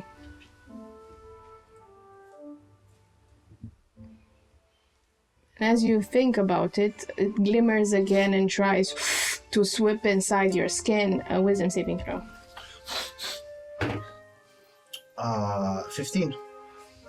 With the 15, you try to hold on for a second and then blank. As your eyes flash back and Pax starts speaking. This has happened to him before. Our poor Leo, please save him. Is my pool, the pool of the Lady Moon. You have to seek it. And bathe him in the light, and call for him, and have midnight jays. Call with your song, for Leo must live. Listen to me, Leo must live. I take the Voxip chalice, I fill it with milk quickly, drink it, so I can remember exactly the sound she make. Do you want me to say that again? Yeah, please. So, this has happened before to our poor Leo. You have to take him to my pool. It's called the Pool of the Lady Moon, and bathe him in it. To just the You what have the to midnight take- jays. You have to take 5 midnight jays. But I killed them because I know what you do to those poor creatures. And then I make know them what sing. to do to these poor creatures, and I point towards I people. don't do anything. I'm very nice. So you say. Also And, very nice. She's in Pax's body, and you see Pax saying, "I don't do anything. I'm very nice." And also, why do you invoke me in Marty's Day in midnight, in broad daylight? What do you think I'm supposed to do? Like conjure the moon? So, moving on. 5 midnight jays. Midnight jays, and you call for him as you bathe him in the pool of light. And what we're supposed to call? You sing. You sing their song. Song of your people. This is why I'm doing this. Sing me the song so I can mimic it. She starts singing Midnight J songs. Okay, fine. I drank it, I will remember it. You know, that's my chalice. I know, it has this little label, says Luna on the bottom. I used it to mock Martis. I think it's a very good use. Okay. I'm sorry, Pax, for doing this to you. Jovis says hello. And now she is moving Pax's body, and she lays down. I don't want him to faint. She disappears. I'm holding Pax's face between my palms, steady. You've been possessed a little bit by Lunai. Why do I feel delicate? Because she was very smooth with you. She even patted herself up to pat you, which was a bit disturbing, but anyhow. Pat me where? On your cheeks. Okay, cool. It wasn't that kind of touching. Do you tell him? Yeah, I tell him exactly what Lunai says and the instructions. And I point towards the Voxip cup that can mimic the sound. That sounds like a hebdomadic quest, as it were. Do you think you can take charge of this? Sure, I can take Leo to the pool. And as you talk and exit the Midnight Chapel, you see figure that you know. It's Barnabas. It's your old professor from the diplomatic college, and he sort of rushes with. You feel like he's usually a composed, calm person. You have to be so in diplomacy and like teaching young and broad minds, but he steps a bit urgent, and there's like this pace to his steps that worries you, and his face is grave as he says, "Something has happened, dear King Evander Paxme." Your Majesty, not that I stand on formality, but dear King is very odd. This is how your uncle, great uncle, prefer to be addressed. But okay, Your Majesty, something grave has happened, and Green Spring must fall upon your mercy. Dramatic. Go on. So, do you want me to give you the letter? In short, the ruler of Ramidava Speak while I read. Wishes to initiate a war on behalf of the Red Kingdom. Oh, just a declaration of war from the Red that's Kingdom. not the declaration. It's just the diplomatic order over there. You might be familiar with them, but it has the steel of the seers. Don't be upset with me. I opened it. It was a diplomatic matter. You know one of them is. Its name is Isari. He's demanding you come with. She's demanding you come with a formal group. The half-ascended Yes. one. At the court to discuss. Otherwise, she feels it will be war. And what's their beef? What's the upset? Probably you read it out loud. I read it out loud. To His Majesty, Pax Evander Green, on behalf of the Order of Styrar and the Temple of High Chi, I urge you to act swiftly. The Red Kingdom faces grave disasters. Drought, earthquakes, and plague, and their ruler, Zamolse, grows desperate. He is poised to declare war on the Green Kingdom, which he believes is at fault. You are needed in Ramidava, the Citadel of Peace, to try and broker a peace. With no male heirs, only daughters, I believe he might be open to some diplomatic approach. Bring a formal retinue to the Red Court. Otherwise, war may be inevitable. I will meet you at the border of the kingdoms, at the place where the caravan of the sun takes off. Be cautious, for entry is restricted, especially to nocturnal beings and magic wielders. Signed Isari, the ascendant servant of the Order of Styrar. I see, this is just Isari dropping a dime on the situation that be. Then speed is definitely important. I believe so, Your Majesty. I'm gonna need a competent first knight, the green cloak for protection. I'm gonna need magic with me. You got the Leo thing? Yes, but I don't know where the pool is because I'm not versed in hebdomatic landmarks. Anyway, the Leo thing, which is totally a thing you're doing for Leo outside the city while he does his things as Chancellor. Yes. I've seen he returned today. Yes, we're all rejoicing. Yeah, I'm his personal assistant. I thought that And was a chef. Tamara. I'm the cooking, stuff. Awkward. Three They want to go on the strongest date. steeds. I'm gonna need 3 strongest steeds ready at the royal stable. In how much time, my king? Your Majesty. 4 hours. 4 hours. Do you wish those to be of a color that is most suited for the Red Kingdom? Just, yes, but also endurant ones will take the long road. Okay. I believe I can do that. Thank you. He nods and leaves. May you save our realm, Your Highness. And he leaves. I have a posse to round up.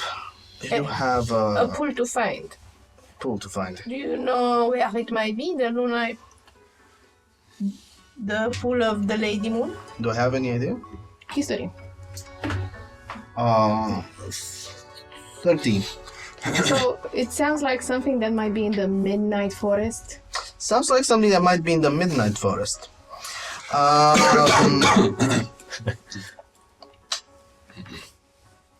I message. I send flying Jovician messages for magic. Adam.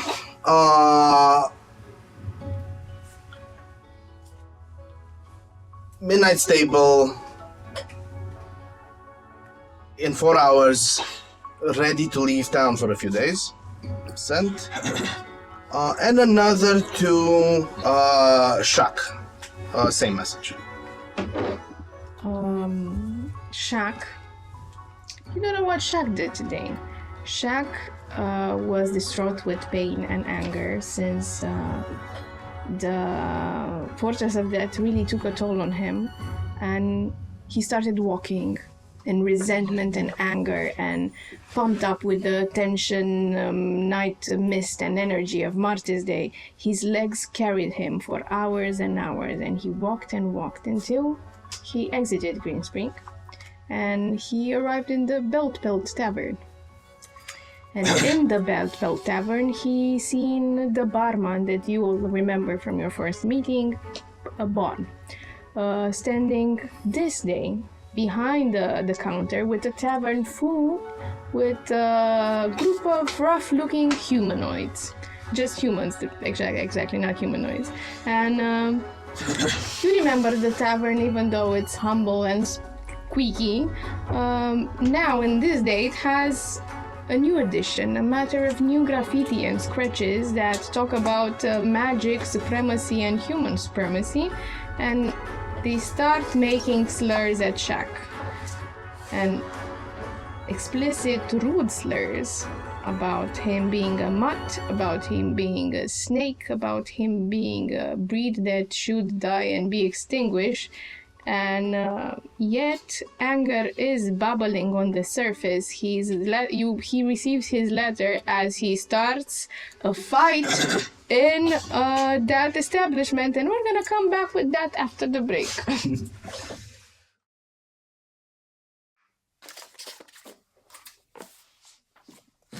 Karina! There's someone there? Down here, on your desk. Genevieve? I need to parler with you.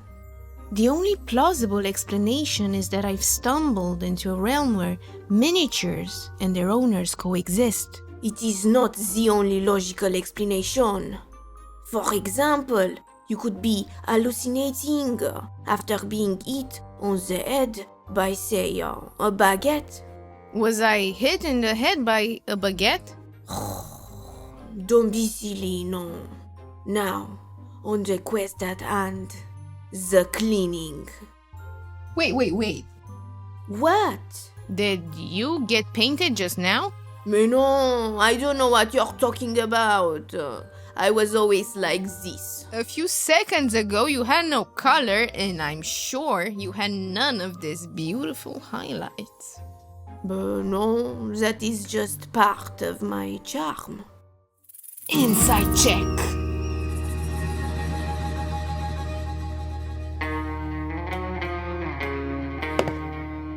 Okay, fine. I've been painted, but this is because I saw your shitty painting skills. How dare you? I'm an artist.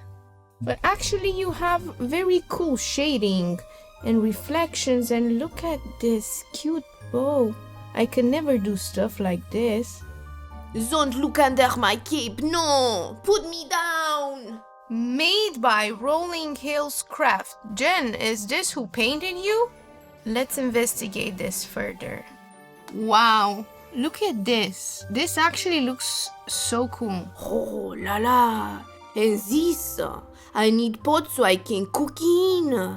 Has very nice details. Quickly, add it to the cart. Okay. Congratulations, you discovered my secret. You win a baguette. Wow. Now quickly, hit yourself in the head so you forget all we talked about.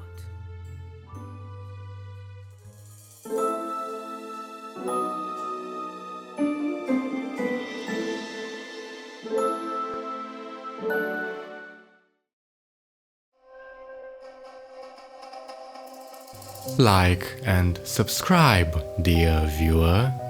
Like and subscribe. Not that I wish to imply you've been sleeping on the job.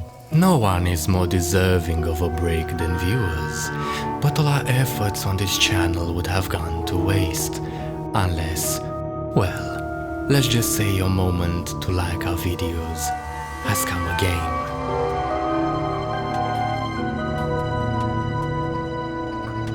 The right viewer in the right place can make all the difference in the world. So subscribe, dear viewer. Subscribe and grow this channel.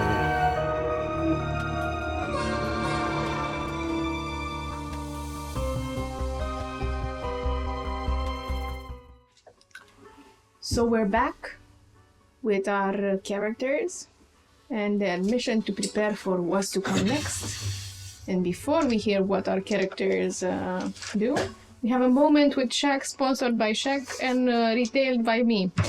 So as the fight is inevitable, you see all the humans in the bar surround Shaq, and they start attacking him wildly with fury and anger.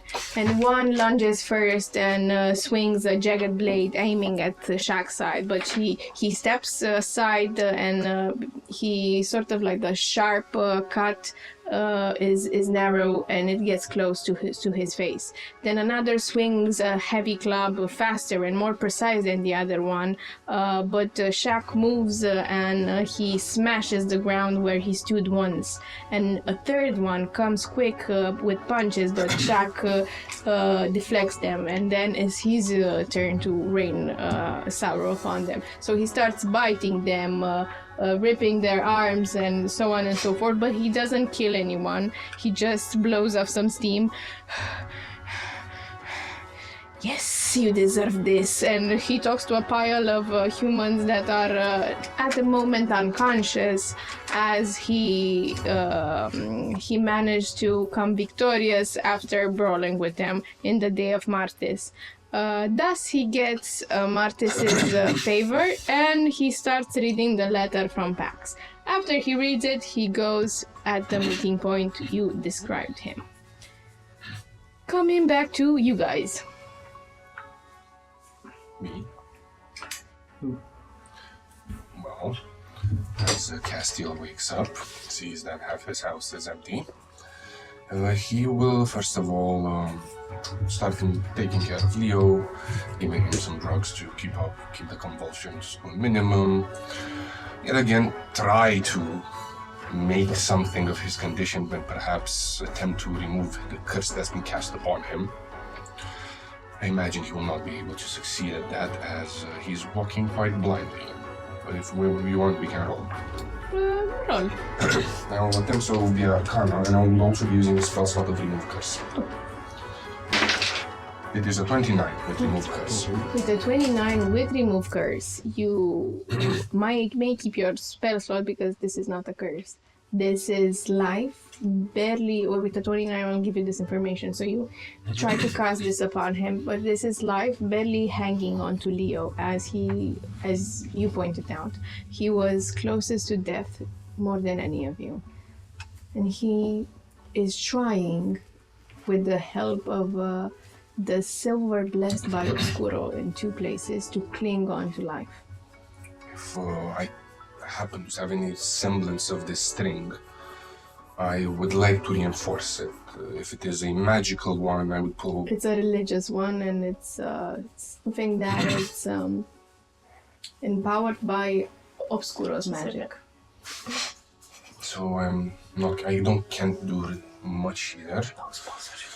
I guess then I will just try to take care of his body as much as I can to prevent the string from dying. And he would sigh and say, unfortunately, this is out of my hand. I truly hope the gods do you justice. If they not, rest assured, they will contend with me. He then will proceed to investigate the strange items he borrowed from Grace. Trying to figure out essentially where did that band of essentially homeless people get such magics. History. Or investigation. I'll go with history because it's bigger. It's a nat 1. A nat 1. If there is no nat fails, it's a 12. Oh, it's a 12 then. So this is the gossip that there's this band of thieves, but not thieves. They try to, work in tourism, but now this is what you got from Grace. Now they're trading in magical items. Do I have any semblance where their tourist headquarters may be? Investigation. This one is a 25. Okay, with the 25, you know exactly what it is. It's nowhere in the same place. It's called the Nomad Nook, and it's a magical house that pops from district to district each day. I'll make a mental note of it to look for this beguiling place. And then I will proceed to go to what shall I call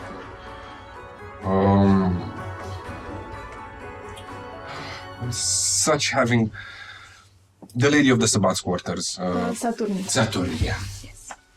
I will be going to her quarters, to her temple.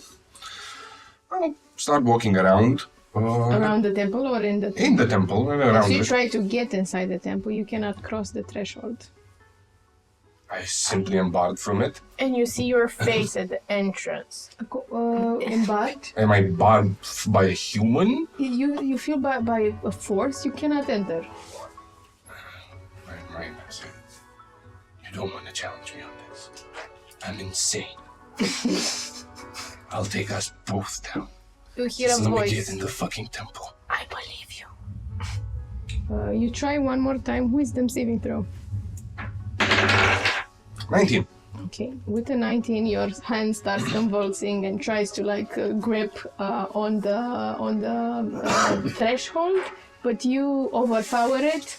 You keep it at bay with your other hand and walk inside. See, we can have a productive business experience together. He will walk around the temple for a bit. He's gonna go into a nook where... Another wisdom saving throw. This one's a 5. The hand starts slapping you over your face. And each time you get slapped, you get 1 HP point. Damage. Just gonna tie my hand down then. Okay. By the time you tie your hand down, roll me a d6. It's a 6. Okay, you get 6 slaps, each one minus 1 HP point. Okay. Fucking asshole. Slapping damage. After I've secured my hand from attempting to, well, either kill me or chastise me. There's a priest there, you know it. Its name is Marcus, and he asks, "Are you okay?" No. Why are you talking to me? I'm clearly insane. Probably Mercury District then, or the hospital. You don't tell me what to do. He nods and leaves. Good talk. How's the family? He squints. Dead. Still gets me every time I ask you that. So the priest Marcus, that you think you would know his family name? No. Okay, Marcus steps away and squints at you. It's going back. Tying my hand back to my body. I go into her inner chambers. I'll pick an alcove. While looking at her depictions, this holy day of Martis, I'll say, I think I know what you all did. And I keep wondering, why did you choose to partake in this? I was led to believe that death is required so that the system may work. You, the kind one, taking us to the other side. But how? How could you partake in the deceit your brothers and sisters lay upon my kind? She appears. Saturn appears before you. How? Why? Mask full on, arched back horns, and you see still shimmering bronze tears just falling down her face. You know what's the weird part? I think I actually got an answer to that. You never wanted to take part in this, did you? But there's a reason for which you don't speak. No one can see your face, and even your ears are covered. You sinned. This is your punishment. You broke one of your tenets.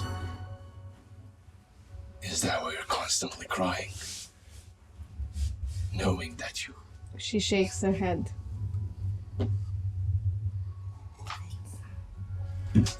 I would like to attempt an insight on this. Okay. Insight. It's a 19. Okay, with the 19, obviously she's saying no, she didn't sin. But you struck a nerve. Obviously there's a reason why she has her face. Ears covered. You cannot see her eyes. She never speaks, and she has thin lips that never open. You see no evil.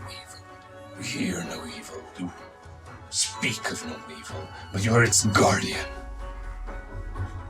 Perhaps you cry for all humans. Knowing that you can't really do anything to help them as the bargain was struck. You are placed in this position. And you're the only one that regrets it. Nods again. I'm thinking there is something you did with death long ago, and not even your brothers and sister know about. Otherwise, how could you be the intermediary? Nods. I know something happened, but rest assured, His hands are shaking. He is very close to having an emotional moment. I know one thing. I will not be afforded many things in this life, but a few choices will be mine to make. I don't think I'll be able to show mercy. But I promise you, for this crooked deal, all will pay. Your suffering won't have been in vain. But in order for that to come through, I will once call upon you in my direst moment of need. I will be your one choice to make. And I'll draw a bit of blood. Put it in the water.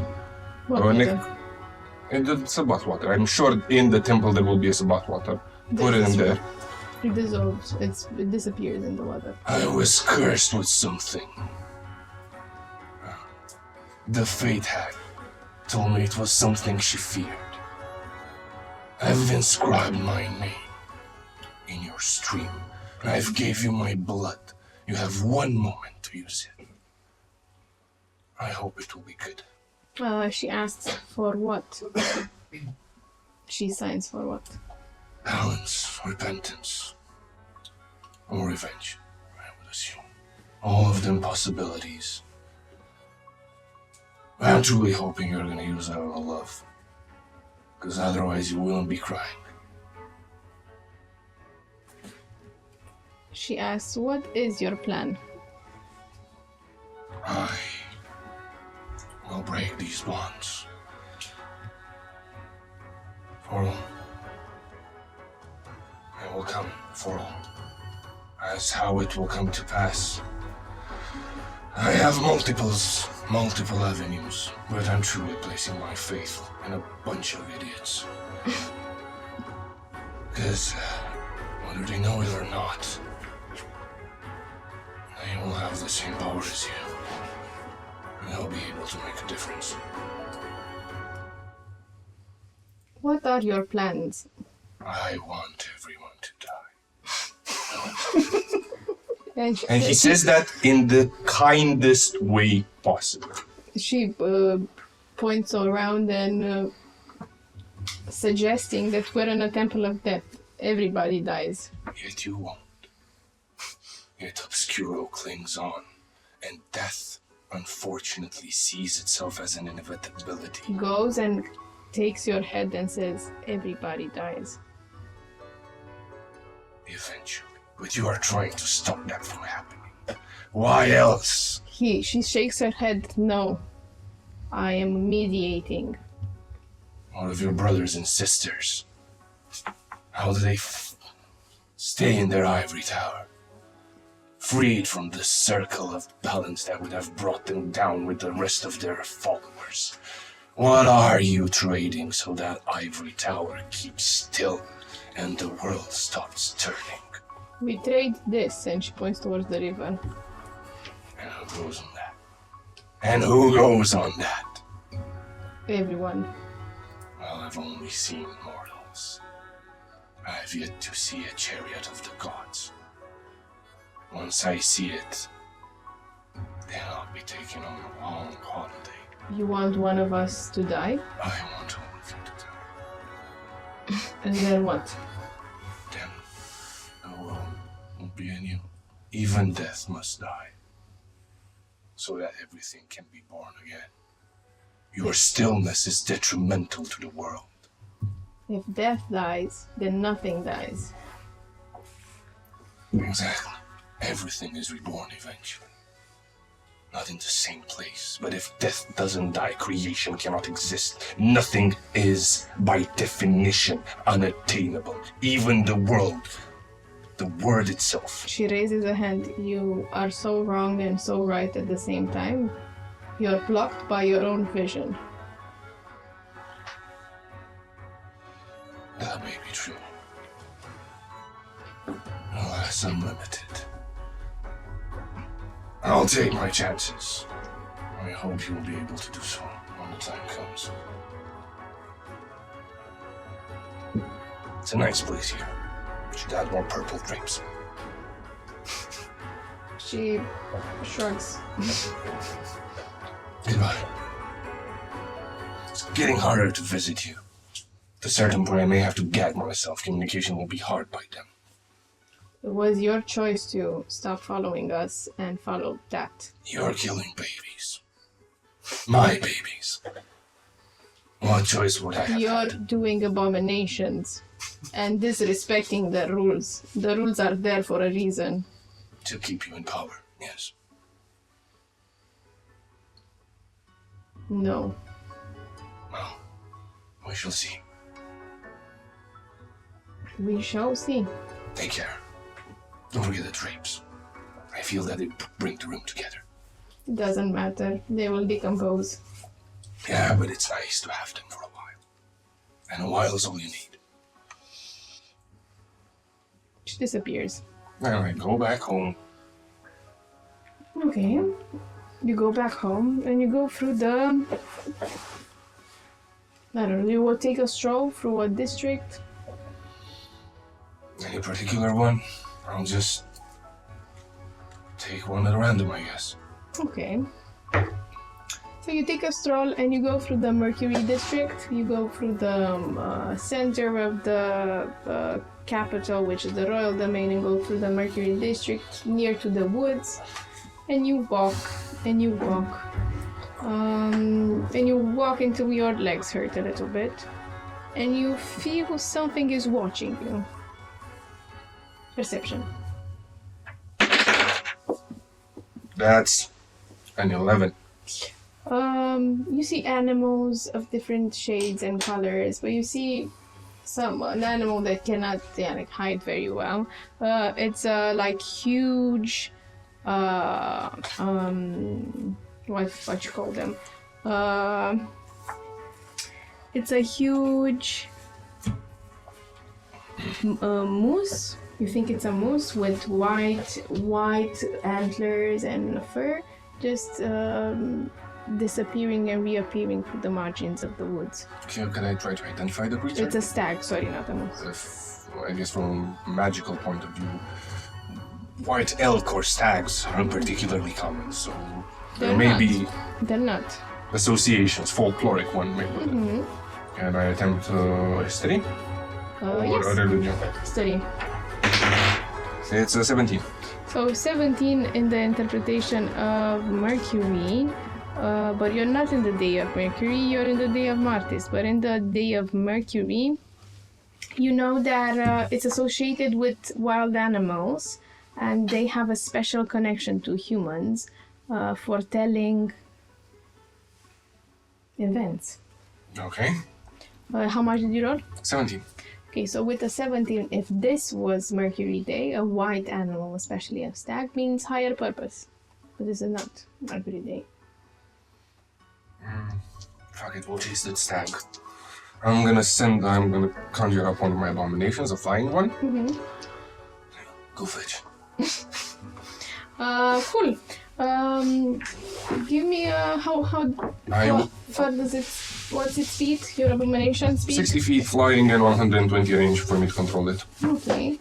So the stag starts running deep in the forest, and you start walking through the ravine and crevices after the calamity, including Mercury District. This one and Solus took a big hit.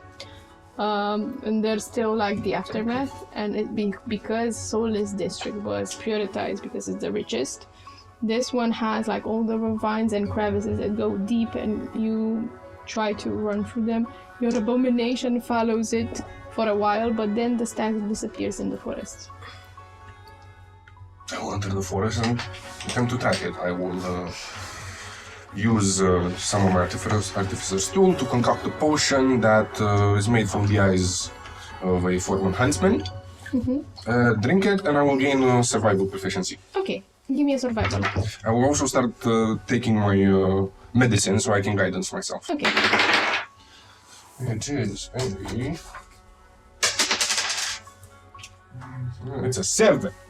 So with it's an 8. So with an 8, you come into the forest at a ravine that has swollen a portion of it, and you see trees at the bottom of it. And on the other side, you see clearly it's a big moose, white, and with white eyes, stares into yours. Back, I guess. So I have to get over that, let's see. Yeah, and it's a gap of 60 feet. 60 feet across. I have to put my thinking cap on for this one. Okay, I know what I'll do. I'm gonna go back.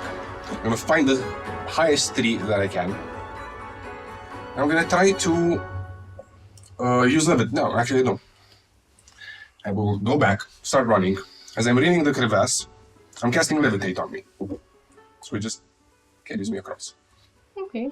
And as I am getting higher and higher and traversing the ravine, as I am nearing its edge, I will drop the levitate and cast the featherfly on me. Okay. And I'll get on the other side. Okay. And now we're continuing to chase the stag. The stag sits still.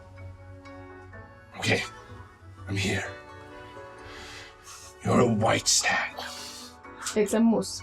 Well, Up close. An elk. Could I have some of your meat? I'm thinking, God, insane talking to one of you. But I'm a superstitious one, so could I have a little bit of your meat? Starts running. Fuck. I keep on chasing. Okay. It's a bit of a bigger running speed. Give me a... So it surpasses your speed by 10, so in time it will gain a bit of advantage. Give me a survival to see if you track it after it disappears. It's an nat 20. So after it disappears, like you start wandering for, I think, hours, it disappears, and then you find it very quickly. It's near a ravine, but it's inside the ravine, like mountain goats go inside of it. It's you don't know how it got there. It's just down below. Yeah, in one alcove inside. It's an elk. I gotta go down there too, right? No, it's steady. I'm gonna go down there. Okay. You get stuck. How do you go down there? It's again on the wall, right?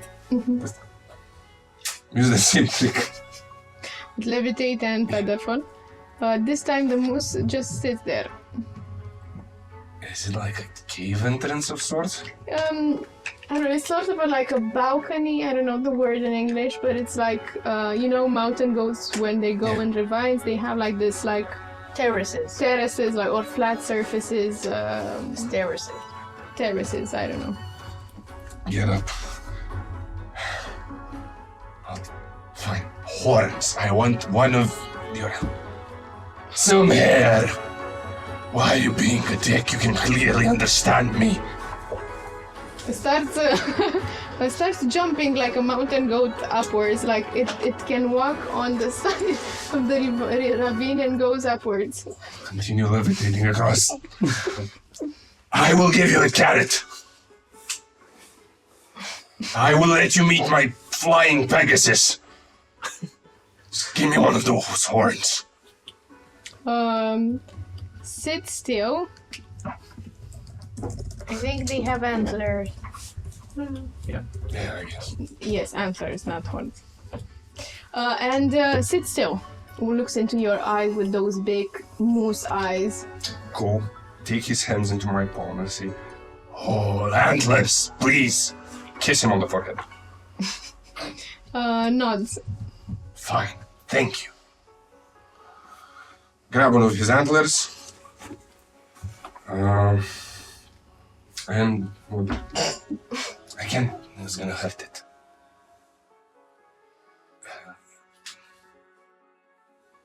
Looks with big moose eyes in your...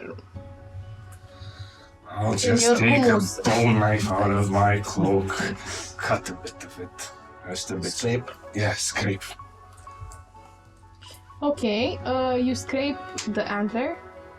As you scrape it, you feel that it should, like when you scrape it, you feel that you should have some residue that is solid, right? Yeah. And as you get it, it's sort of liquid and then fleshy.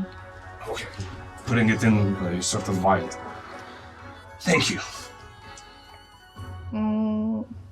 Give him a carrot. Bows.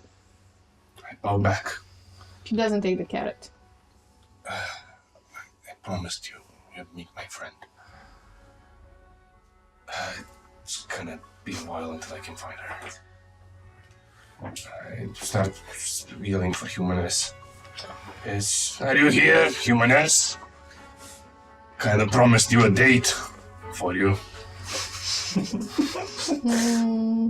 Yeah, I promised something I'm gonna deliver. Where can I find you? Give me your phone. He turns and tries to sneak away. No, you're staying here. You have to give me a perception. And against his... It is a 7. I'm gonna roll in front of the people with a stealth. It's a 3. So it's a moose trying to sneak away. But you catch it because it's big and wide. Come on. I'm taking by the neck. Start hurting it. I don't know how we're gonna get away from here. Starts shaking its head and moves backward. I promised you a date. You don't want to collect? Starts running. Oh, fuck me! Starts running and goes back into the ravine. The canyon. Ravine. I'm gonna spend some time trying to reach Humaness with my familiar or any means I could find. Mm-hmm. If I can reach her, I will direct her in the direction of this gentleman. And ask her to help me as she can make new friends. Give me give me a persuasion for humanness. I will also An use... investigation. If those both are together above 35 together, you're gonna get. I would like to use again spell slot to gain persuasion, the persuasion proficiency by making a drought out of a little bit of a politician's tongue. Mm-hmm. I'll take my sippy sip, and first my investigation will be a 14. Mm-hmm. And my persuasion, not much better. Can I add the guidance on both? Yes. So the persuasion will be 9, 14 plus 9. 25. 29, and it is 31. Alas, it is not 16. You see, you catch a glimpse of humanness, but you cannot reach her. If I catch a glimpse, I'll be doing the levitating trick one more time. Okay, I'm gonna let you use all your spell slots so you get the moose and humanness date. So you levitate a little bit. I'll try to steer her down into the direction of this moose gentleman. Persuasion. What do you tell her? He's a nice boy. Has such big antlers. Those deep, caring eyes. I think you need someone like that. And as a friend. Okay, persuasion with advantage. It's 18 and a 20, 30. Okay, so you sort of direct humanness towards the bottom of the ravine. And you try to see the ant, the moose, if the moose is still there, but it's not. Search for a bit. Mm-hmm.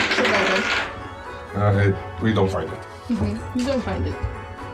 You still have the liquid skin flashy. Then I'll ask Humaness for a ride back home because I just don't my spell slots. She, Humaness. You carrot. Eats the carrot and then takes you home. Thank you. You fly through the wind, brushing your skin in the sun as it dawns upon Marty's Day, dusks upon Marty's Day, kisses your forehead, and you go back home. Cool. Who is next? I guess after receiving the letter from Pax saying that we're heading out, I will once again quickly go by my home, speak with my mother, catch up with her on what happened, and ask for allowance. You're inside your home, you meet your mom, and she goes, "Oh, Adam, you have decided to see how your mom is doing. Fantastic." No, mother, Is she you're alive? always... Yes, we rolled for it. You're always on my mind and will always be. It's just that, that now, after helping Pax becoming king, he now seeks my magical advice. And Exactly what I was afraid of. Do you remember how your father died? Adam, do you remember? Because he was middling and stuff and wanted to be the head of the order of the Hebdomads. You're falling into his footsteps. And you want to leave your poor mom alone. You think I'm not... That's not also on my mind. I have tried making progress, trying to find out exactly what's been happening, and I do have a lead that's still under investigation. And I wish to learn the truth as much as you. As know this, that family is very important for me as well. Yet also what our family has been standing up to and has been doing all this time, trying to uncover the mysteries up there in the skies, this astral plane, trying to know what its purpose is. I've also have an even more solid lead on that, and I feel like I'm so close through a breakthrough. But do not despair. I will be back unharmed. So your father used to say. And I go, I hug her. She hugs her back. What about that nice lady you brought here, Kate? I've seen her with another man. Oh, when I told you it was for studying, I meant that it's... When are you going to make your poor mom grandsons? I know, whew. I thought that at least this calamity would talk some sense into you and you would think about family and living an heir. It's hard, because to be honest, But not in front of your mom. I do know, and I have actually met that, let's say, perfect one. Yet it is fate that doesn't allow us. Tell me who she is, I'm gonna go bribe her. No need for that. It's fine. Who she is? Have you tried asking her out on a date? Usually... Or is it if he's a man, we can also have by magical means? I would have asked her out if she wasn't already engaged with the king. Outside. So, yeah. But, nonetheless... What, our king is engaged? And you want to go after the woman who's engaged with the king? Well... Out of all Greenspring. I think it's just your excuse. You don't want to give your poor mom grandchildren. Fine, I promise once I come back from this journey, I'll try to find someone. Thank you. To cooperate with. But again, this is a very important matter which might advance, let's say, the researches and studies that my forefathers have done before. Let's just say I have met Hebdom. Your name is Hebdom. Don't be silly, Adam. The original, the OG. the OG. You mean his grave? I have ascended to that plane of existence, although under more foul. I don't believe you are taking the right drugs. Usually. Mother, please. Mama, please. Why do you need that? Please, you think I need so much gold? Just trust you that I'm still in control of what This is doesn't happening. sound like you're in control, Adam. You ascended to a different plane of existence. We studied this at school. There's no different planes of existence. It's this world and the other world, and this is it. Then, And whoever traveled to the other world is not capable to come back. yes, of course. The thing is, I'm just saying that this is let's call it more of a personal thing that I want to see it through. And once this journey of mine ends, and I'll be back in Grand Spring, I will try to look for a potential partner. Thank you. Speed dating. Though, you know, it's... And if you wanna go partner up with the king, I wouldn't mind that. You'd make beautiful babies. No. As I said, the person that I'm most attracted to is with the king at the moment, but nonetheless, I'm saying that, you know, it's been set such high standards in this family that it's hard for me to choose somebody. But nonetheless, I will. I'm sure make you're gonna make them I'm very fine, happy. and I'm sure you're gonna be fine. But I need to take this trip, honestly. And afterwards, I hope things will tone down a little bit. Okay. So what do you need? Your allowance? Yes. She sighs and gets her purse, the golden one, with all the money that's enchanted, so she can only, she's the only one who can take it. Roll me a d4. 4. Roll me 4 percentile dices. 4 percentile dices. Okay. 50, 60, 100. 100. This is 100. 200. Whoa, shit. Sorry, No, my bad. it's good, it's good, it's good. Fine. 60, Oh. 50, it's 110, and what's yeah, the other and, one? okay, the last one, it's 10. 10, okay. It's 210. 210, and what's the third one? No, so it was 50, 60, 110. Oh, okay, so So 220 Yeah. gold pieces you get. Okay. 50 plus 60. And, Is this enough? yes. should What be. about I'll 4? make sure to bring souvenirs. What does 4 mean? 4. The number Because of the number. dices. Yeah. This will be more than enough. And, You got 200. don't worry. Let me know that I care deeply, and I love you for trusting me with this. And knowing that what I'm doing, it's for the betterment of all. That's what I've always tried to do. Okay, I think it's time you've matured enough, and since you're going on a diplomatic matter, it's time you get your father's cloak.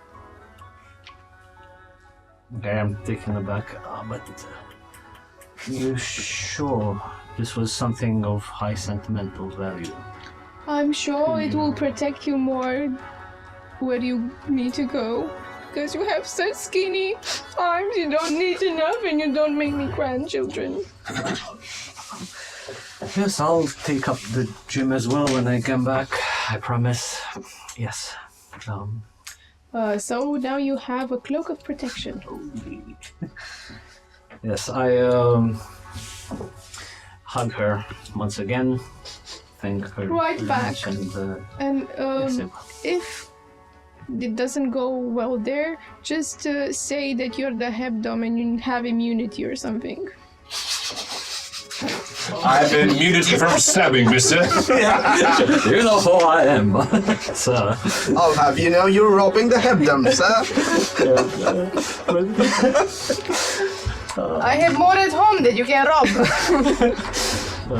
right, but yeah, I thank her deeply, and She packs you some salmon, some green spring salmon, and likes a dessert that's coated in gold, and like all this lavishing stuff, and it takes a lot of packaging. So you're, I have my yeah. bags, my stuff ready.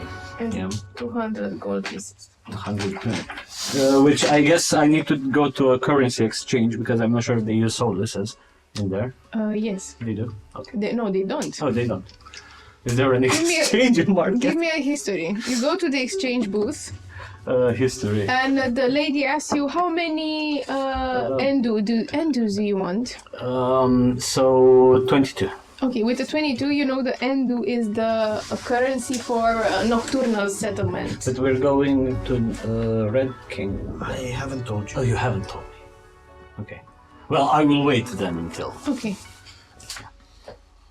But That's just to note that I will take some exchange. Okay, sir, we await your business. Yeah. But then I'll go to the stables you mentioned, and wait. And until you meet at the stables, what do you guys do, Jen and Pax? So Pax is intending to go to the Church of Enduring next. Are you coming along? Are you doing something else? Is the business with Leo hasty?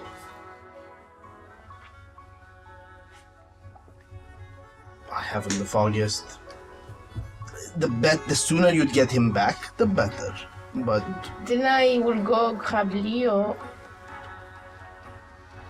and rendezvous afterwards. do you need anything for the road? I would need some sturdier armor, maybe some food, and directions to the lake. So I'm meeting with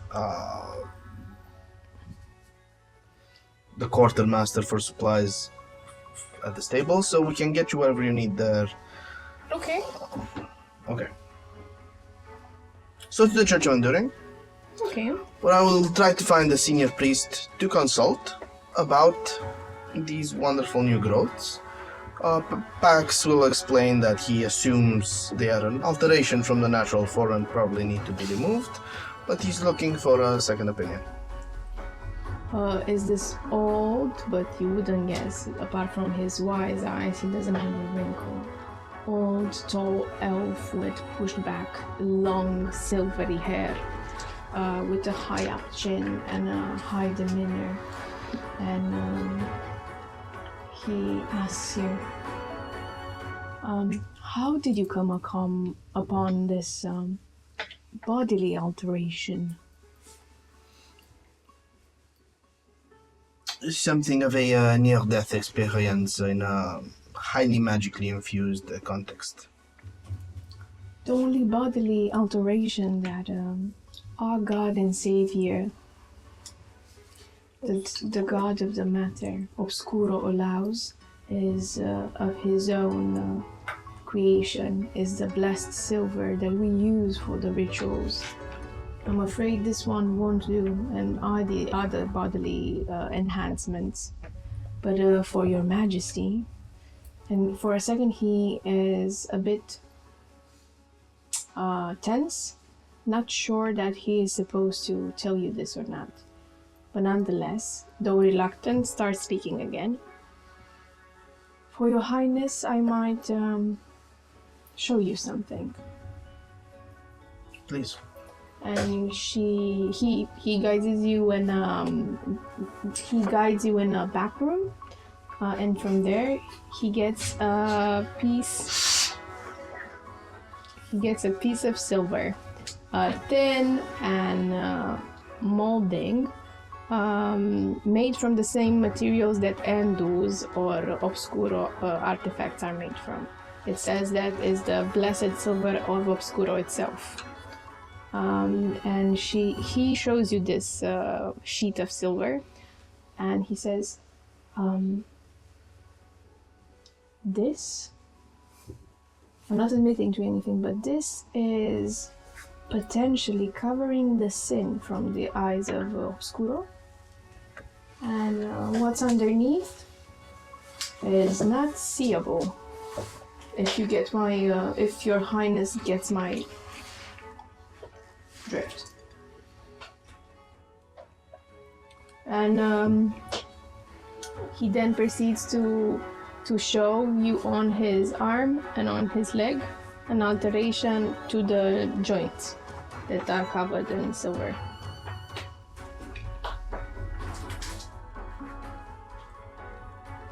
These crystals do not originate in Obscuro. No. If and he casted something, and if I may, they are the enemy of Obscuro. They radiate of necrotic, and if I may, I would insist you remove them. However, I know for a certain they can be covered and shielded from his gaze. So you might be allowed to proceed in our higher faith. It's a concealer. It is not for me to preach to the chosen of Obscuro, mais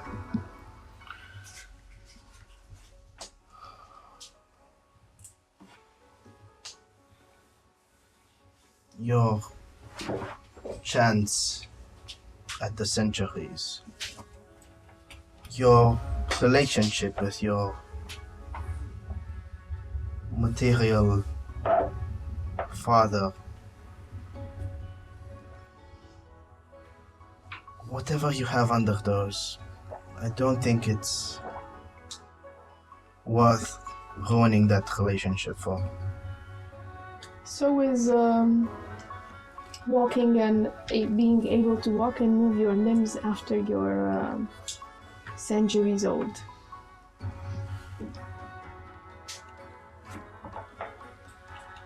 Bask deeper in his darkness, so it may fix those joints, but there's no chance of that if he can't see them, is there? I strongly believe one should be talking from experience. So, what are you planning to do with your foul crystals, Your Highness? May darkness guide, Sacred One. Turns around to leave. So you require the sheet or not? I do not, and you do not. Am I there? Would she have taken Jen as well? Would you have taken Jen as well? I would not have gestured that she shouldn't. If she would follow, Pax would not have I'm a said anything nosy against Rosie. it. I'm gonna go. So, give me a stealth. What? Why? So the priest doesn't... Dirty 20. Okay, he doesn't see that Jen is there. And he says, without the sheet, Your Highness, be aware that Obscuro will not protect you. Can I take the sheet? Sorry to rudely interrupt this. He turned. Genevieve, Wait. you don't need to mask anything from Obscuro. You need to be right with him. How do you know my relationship with my own god? It's complicated. Please give me the sheet, s'il te plaît. I will not give the shit to a common sheet, to a common. I see. You don't give me the sheet. You only give me shit. Pax, Unless. do something. If you tell me what you need it for, we can discuss. I needed to fashion me some gloves. What do you need to hide? Nothing. I just need to enhance myself. I'll get you regular silver. No, I just want that one. I will give you the silver if a promise is stricken between us three, and you will not speak of my joints. I will not speak of your gem, and not of your nosiness, Mrs. I don't think I want to know. I don't want to know. The sacred secrecy of this sanctum is pre-understood. You do not need to trade anything for it. It is the sacrality of the quiet of the night. This is the first time that I'm hearing about this, so definitely we need to swear secrecy upon. My lips are sealed. If you wish to gift this woman the means to hide her sins from Obscuro, I'm not concerned with the woman, I'm concerned with your tongue, Your Majesty. this was a matter of faith, and a matter of faith stays in the church. Thank you.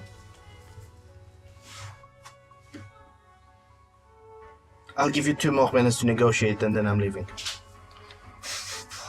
I bow my head and say, I'm at your mercy, higher priest of Obscuro. Father, please, give me the opportunity to cover my sins and atone for them, and For that, I require both your blessing and that piece of blessed material from Obscure. Persuasion.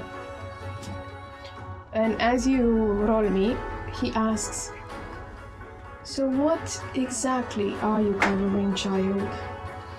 Of the 7. night? What do you require it for? What is the sin you commenced? That is my business. And hands the 7. Frowns, he wrinkles his nose and leaves with that piece of shit.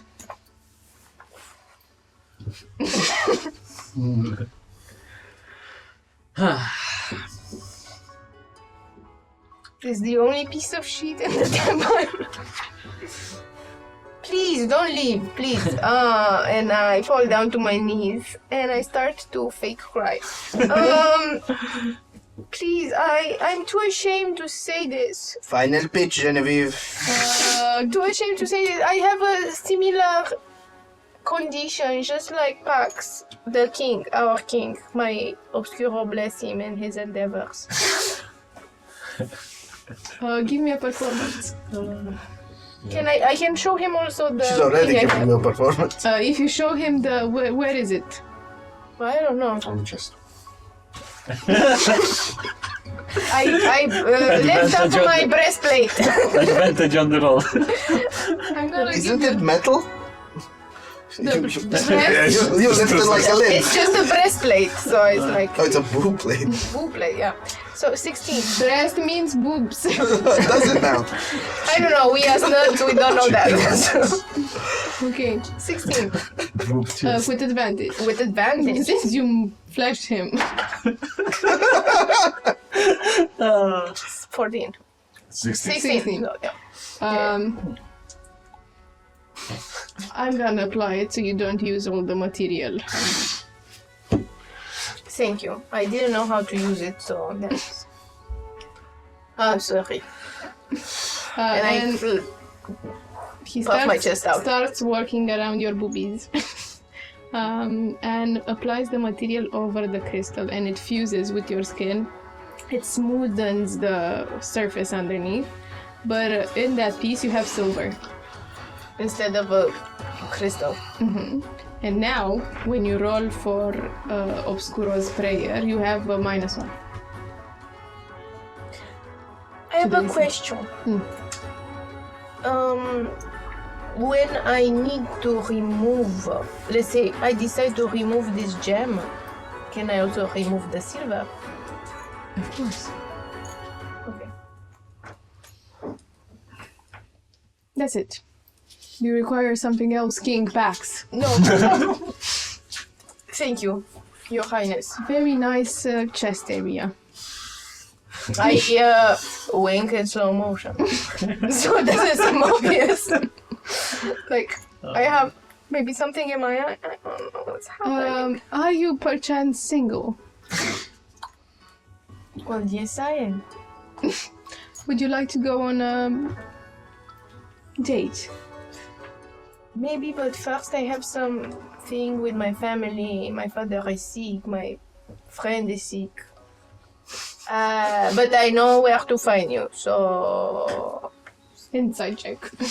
And you can give me deception or persuasion. Okay. My inside is terrible, it's a 3. 15. Definitely I'm gonna come search for him. He smiles proudly and he walks past Pax and says, with a proud grin, "Thank you, Your Highness, for visiting me with your friends," and exits. We are at his place. Why did he leave? To give us a moment to steal the shit, and I point on the table. It's no longer there. Took him. If you took the other part, yeah. I think he just wanted to make an exit. Which we should. Let's go. Yes. To Castiles for extraction. Yes. So you all meet there. Yeah. Okay. So would you take it for a ride? been a strange, productive day that is about to get even stranger. I'm looking forward to hear what you have to say, Pax. Where we going? We're going to another country to save the kingdom. Nice. Bring me some food from there. And samples from weird creatures. Please. I think I got it covered for now, but I'd like some food. Honestly, I'm kind of tired of porridge. Now who's tired of porridge? You know, there's restaurants in the city. I don't trust him. She's the only one I trust to cook. And that took a long time. Yeah, Years. like 7 days. Maybe make him something. I've lived years. In which you didn't eat my food, you eat No, but here. Leo kept talking my ear off about you, so you know. Yeah. Maybe make him something before you go. Yes, I'm also going to the pool of the Lady Moon. It's supposed to be a lake in the Midnight Forest. Do you guys know anything about it? Or have you happened to see it while being in the Midnight Forest for a ride, let's say? Adam, Flying from above. Recently. And I get my horse. roll with advantage. Religion. What did you? Religion. Were you in the Midnight Forest too? Me? No, I just need. No, this is out of character. No, I don't remember. You just went. I didn't go to the Midnight Forest. It wasn't. It was in the other one, in the Green Forest. Oh. 19. Okay, 19. With a 19, you know exactly where it is. It's a mark where people go to visit, people go to pray in Luna's night. It's the Lady Moon's pool, and it's a place that is debated between two cultures, the Obscurite culture, the Church of Enduring, and the Hebdomades. And it's sort of a pool that is in a clearing, and where when the moon comes on the sky, it reflects perfectly in the pool. It's about 2 hours as you exit on the Hebdom's road into the Midnight Forest. I will just tell you exactly that. Say, I'm making a map. mhm. Yes. It's regarding all of this that you said, it's probably good if you go on the day of Lunai. Yeah, if you can live that long. But you wouldn't let me try, so I guess. That's also true. Yeah. What? What? What? What? Huh? While Jen cooks, I'm ready for my extraction. See if you can do anything cool with these after the route. Definitely. Yay, surgery. By the way, Adam, got something for you. Alright. Use the crystal you gave me to. Well, most of it I used for my means, but I could siphon a bit of his power. He hands you a scroll. Scroll. I looked through it, it's It's a scroll, or it's a spell. It's written in Castiel's handwriting, and there are other places where there's a different handwriting altogether. But you realize the spell is create food and water. okay. Okay. This definitely should come handy, thank you.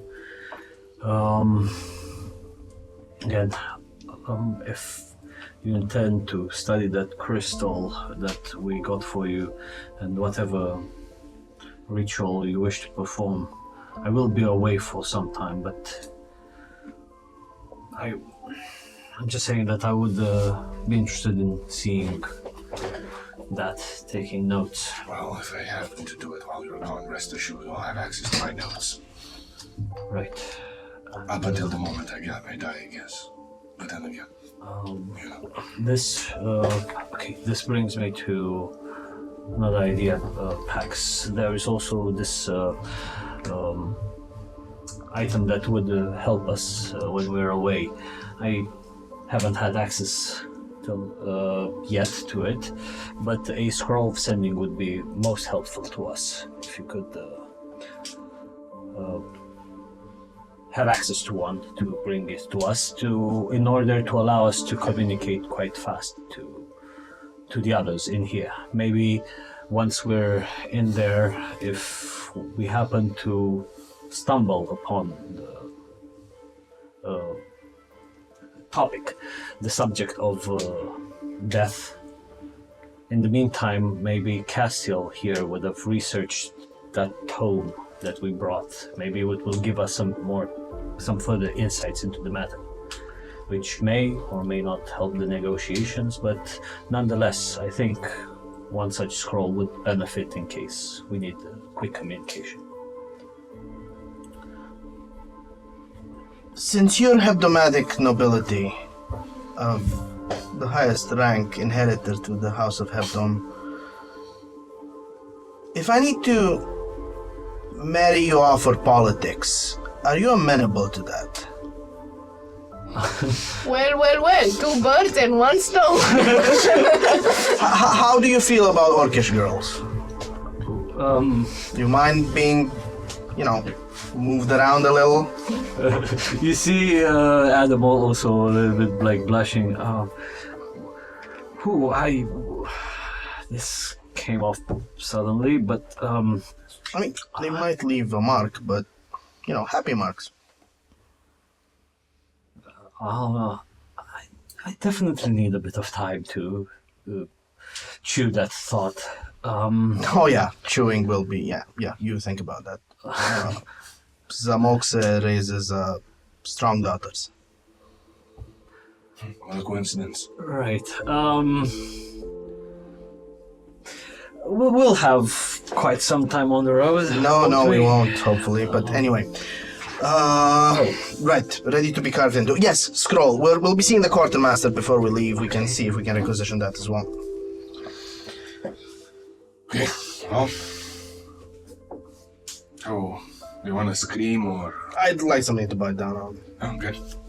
I'm just gonna hand you some piece of leather strapped to essentially a wooden stick.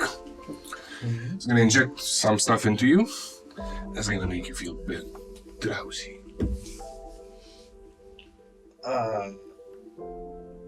Safe word is Starry Night. Words, plural. Okay. There's nothing safe about this, though. He will proceed to, first of all, extract the crystal around his heart, and then use with the help of Clement and his girl, he will restore the flesh around him and remove whatever curse that may have been on there. This will take roughly an hour. Oh, gotta love that. A bit of laying on hands to prettify the scars and the sutures, make them back. It will hold up. Yeah, no, it's about prettiness. And getting dressed and getting ready to head to the stables. Jovis is up a nice letter for Grace explaining why he needs to go, about her Leo mission, how he promises he'll be safe, and all of that. You get a letter pretty fast, and she says, "You idiot, stop writing incriminating things."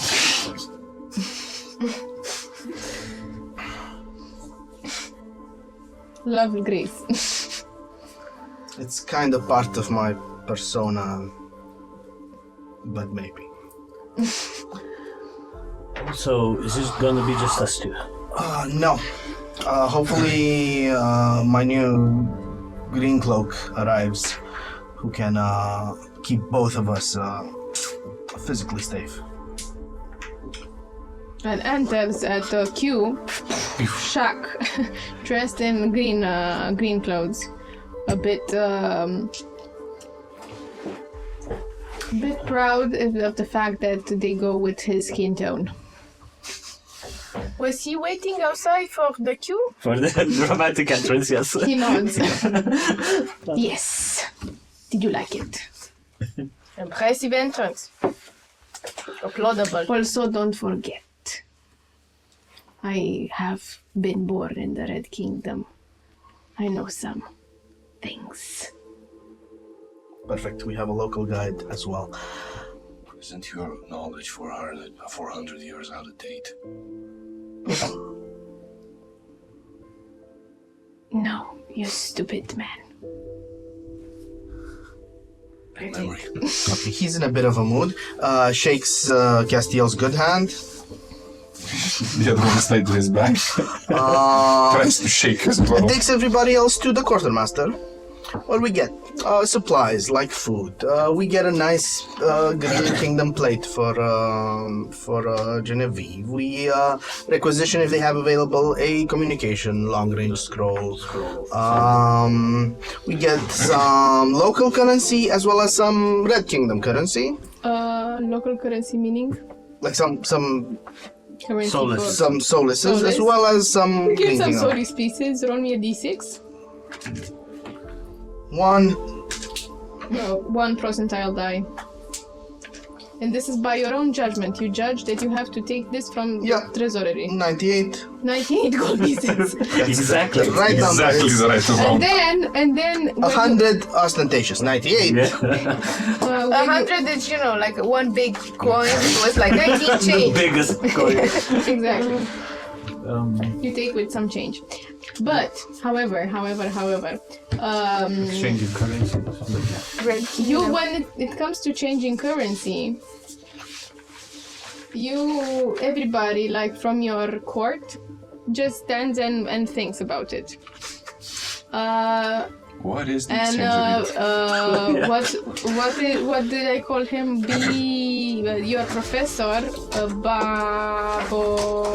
Barnibus. Barnibus. Your professor Barnibus starts thinking and says, I do not believe that our current data from the Red Kingdom points towards a currency in special.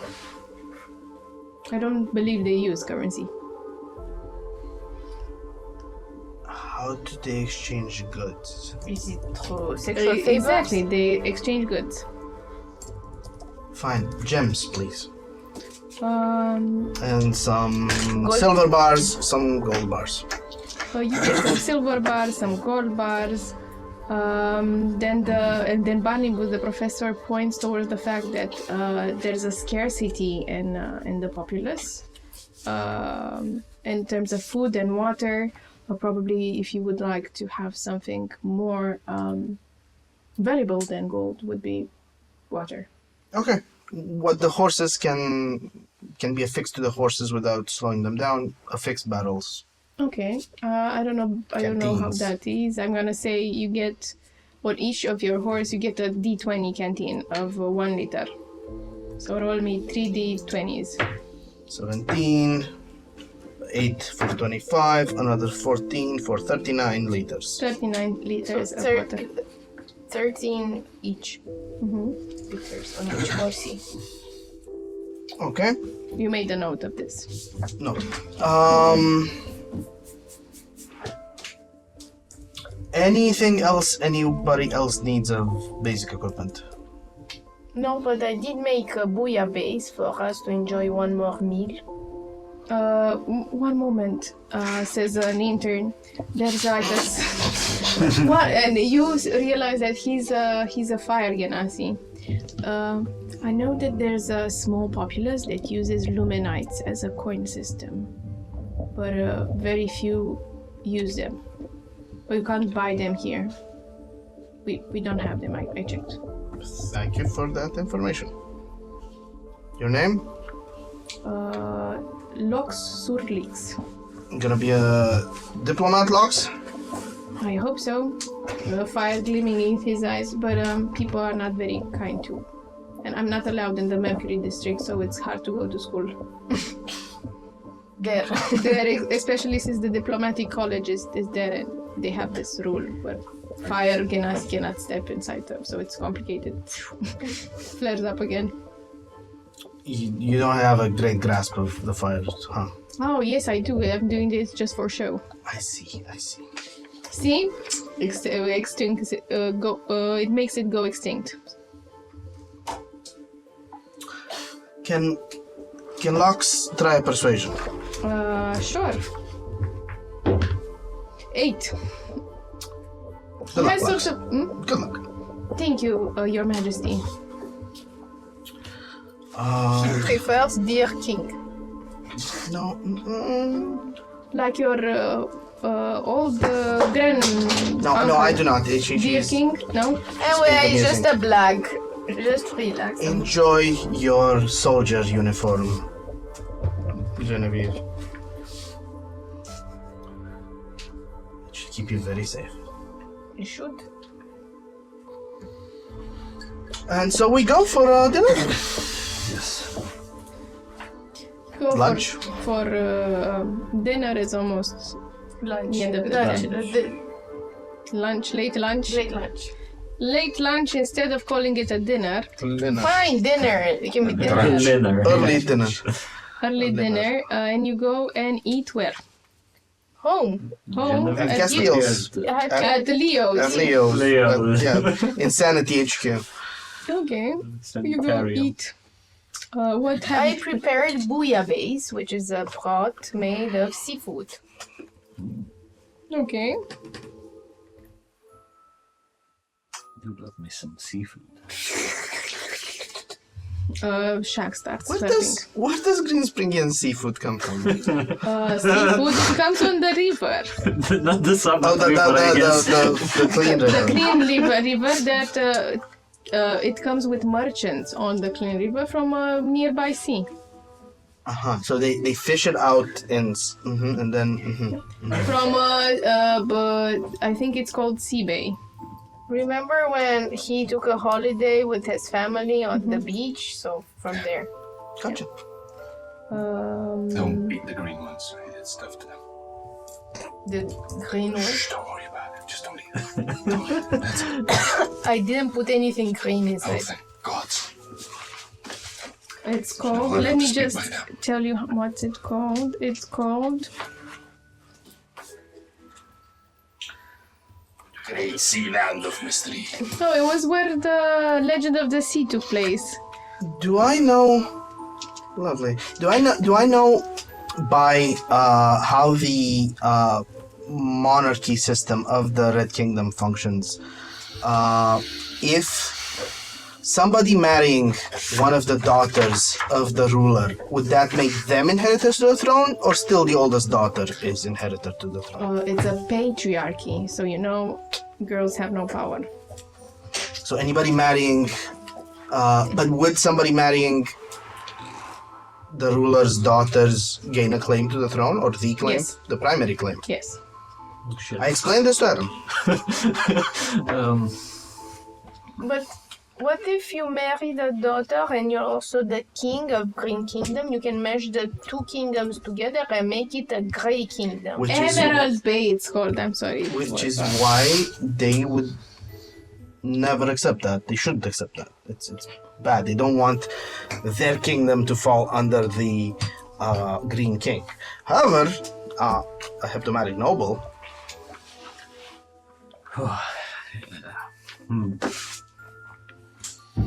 As I said, I'll think on this thought, though this would come with extremely huge responsibilities, which I do not understand how you do it, Pax, but You need, yeah, it comes with responsibility. I haven't even finished my degree yet. Oh, and clearly you cannot father children or make a woman happy without having finished your Is degree. the degree in marriage? No. I mean, in order to be properly a heptomad, I mean, to be part of the order, I need, but Prince Inheritor of the Red Kingdom. But nothing forbids you from getting engaged, huh? that's true. No, what I was referring to is that, to me, even finishing my degree, sounds like a huge responsibility. How old are you, Adam? 20. Well, we can explain that in hebdomatic tradition. You're not considered an adult until 26, then we just betroth you for later. But then like- your wife... You could use him as a stallion. Like you were used with the hag. Gotcha. Yeah, just like that. I'm not sure that's what the Luminites are into, but I like how he gets all flustered. it is amusing. If they take you into the stump, bring a book or several. I I'd expect a lot of like symbols. To be honest, I have no actual experience with females. If she asks you to smoke the desert pipe, you smoke the desert pipe. I can give you some books on that. I have categorized most of the innards of the species that I've been in contact with. Oh, okay. No, it's all right. I think I'll manage. But again, I'll think on it. Though, before that, I'll want to say that before anything else, I also have, let's call it a curiosity regarding the Red Kingdom, and again, it has to do with their faith and their views on religion. As have a vague feeling, sentiment. Also might have to do with something with Hebdom, the origin. As you may or may not know, but after the original Hebdom returned from the Chronosanctum with the Book of VIM, after his 10 years of studying the book and laying the foundations of the order. Not sure how many of you know, but he didn't per se die, he just disappeared one night. And in our family, we know him being vague as saying that he'll just go and find the answer. It's vague, I'm not sure what he was referring to, yet I do believe there's a star up there that represents his spirit. Whatever answer he found, maybe or maybe not, have been in the Red Kingdom. I intend to investigate this matter as well. What do you know what you're looking for? In any specific terms? Not exactly, but I still yet to read some books regarding that. Mm-hmm. Adam's backpack contains, he has two, one with clothing and some food, and one just with books. He probably took at least 20 books with him. I'm sure, for example, the princesses could easily show you to the wise men and wise women of the desert. But we'll see. We'll see if war doesn't start, because that's also important. I There's a understand. potential war starting. Well, that's what we're going to Prevent. Yes. Yes. I Diplomacy, absolutely not pimping out. Well, if everyone's set for dinner, It has been delicious. goes give Genevieve a hug. I'm hugging everyone tightly. So you all march out at the same time. Castiel remains behind. Shaq, Adam, and Pax go get the stallions with the 39 liters of water and the other elements, and Jen is carrying Leo on the Hebdomad's road into the Midnight Forest. I think I will get a carriage. Not that I'm not strong, but it's You get a carriage. long road. From where? From Leo's quarters, of course, he has a carriage. And do you drive it yourself? No, we get a carriage driver. Okay, you get Talara. No, Talara should stay here. She's the only one that knows anything about Leo's. Okay, Then then I will you get a carriage driver. She needs to help Grace. Okay, and you leave. And I'm gonna start with the guys. Pax, Shaq, and Leo. Oh, no, Once- Pax, Shaq, and Adam. Once we have the steeds and the supplies, since time is highly of the essence on past critical diplomatic missions, we've received the assistance of Venorian druidesses, who can assist us with her blessing in leaving swiftly over a great distance. We will go petition them. I need both of you to be as utterly respectful as you can. Looking especially to Shaq. Nods put his green cloak on and hides his features. Of course, Max. Riding to the lungs, we look for the priestesses of Venoris. Respectfully, I present my magical advisor, my green cloak guardian, and very privately explain to whatever senior Venorian judge priestess is about the circumstance and why time is critical, and ask whether we can be ferried swiftly into the trees of the Red Kingdom. Persuasion. 17. Okay, with the 17, they sit and listen and judge for 4 hours your plea and discuss among themselves is this is abuse or it's better for the kingdom, and in the end they decide it's better for the kingdom. So they get the highest druidess priestess and she starts chanting. It's an old woman with this like aura about her of wisdom and intense sharp eyes with the wild hair, with several buns in different places and like robes made out of branches and natural elements. And she starts chanting this high chirp, but then it intersects with animal growths and so on and so forth. And a tree, ancient, that you believe that it's here before the kingdom itself, rolls around it, opens,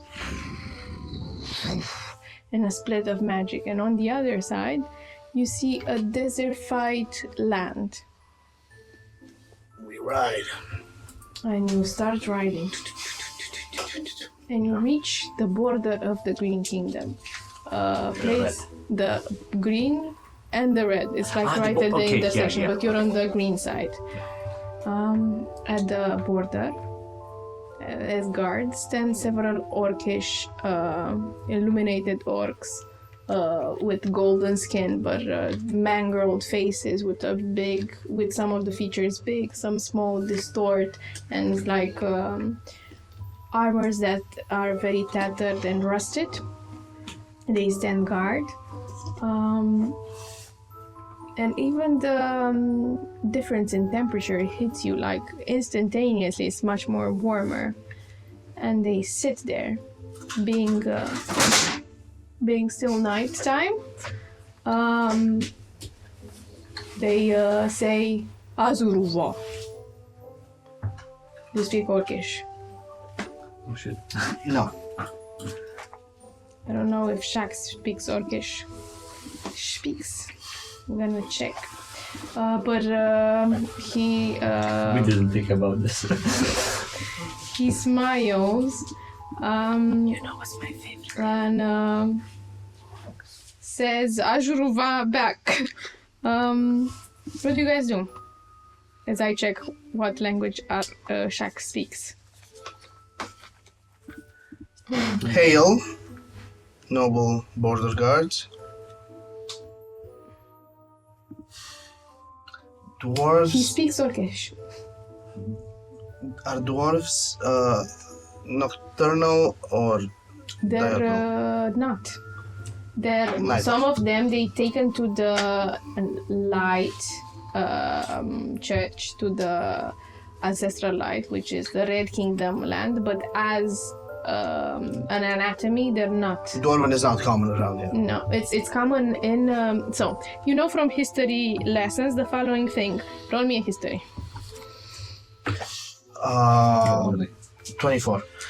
24. So you know the main populace there are humans, but they do not look like normal humans from Green Springs. They're mangled, and more of them have several appendages. They're tanned differently, and they're not so prolific looking, let's say. And then apart from the humans, there's a considerable populace of dwarves. Dwarves, as they are, they're not necessarily a diurnal creature, but however, they are a race that appeared same as humans. You know this since you read it recently in the book. They're a race that has no master, but they mostly aligned, at least the ones that live on the surface, with this philosophy, with Lumeno. Lastly, is the celestial language common here since they have... Yes. They then have a populace of celestials of various degrees, devas, who still live on this land. The others have left, long gone. Then Asimars, descendants of Asimars. Then they have a populace of pixies. Genasi are very common here. Fire Genasi are common. Water Genasi not so much, but then they have jinns and a lot of orcs. So then Pax will sing a small greeting in Celestial. And depending on their preference, either let Shaq translate or continue in Celestial. They start speaking with Shaq, and you can give me an insight. I would like to. 13. So at the beginning, you recognize, they recognize Celestial, but explicitly they turn to Shaq and pretend that they do not understand what you said and start speaking Orcish. I let them go through the translator if they prefer. Shaq says they say hello.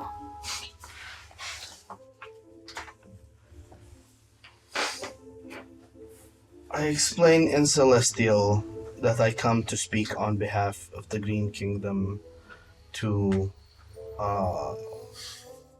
noble Zamogse for the betterment of our kingdoms.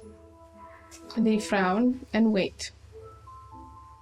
Shaq rolls his eyes and starts translating this in Orcish. I have to say it again because he doesn't know Celestial. Give me an insight. 18, but natural 20. Okay, with the natural 20, you understand the fact that they understand your language, but explicitly they pretend not to understand it, so they speak it in Orcish. But does Shaq understand my Celestial? No, No. Shaq doesn't. So I have to say it again to him so he Yes. can do the Yes. act of translating it. You see, like Adam, when you speak in Celestial, he looks at you as if he understands as well. So you have this back and forth conversation until you get the gist that the orcs don't want to speak another language than Orcish. And you gather the information, we don't care who you are and why you're here. If you want to pass, it's okay, you have to pay a tribute, and they're looking at the waters. Do you serve the night god?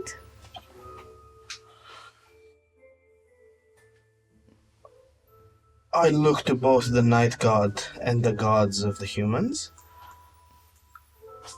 Do you serve the night god? Because if it's so, or you're a night creature, you cannot pass.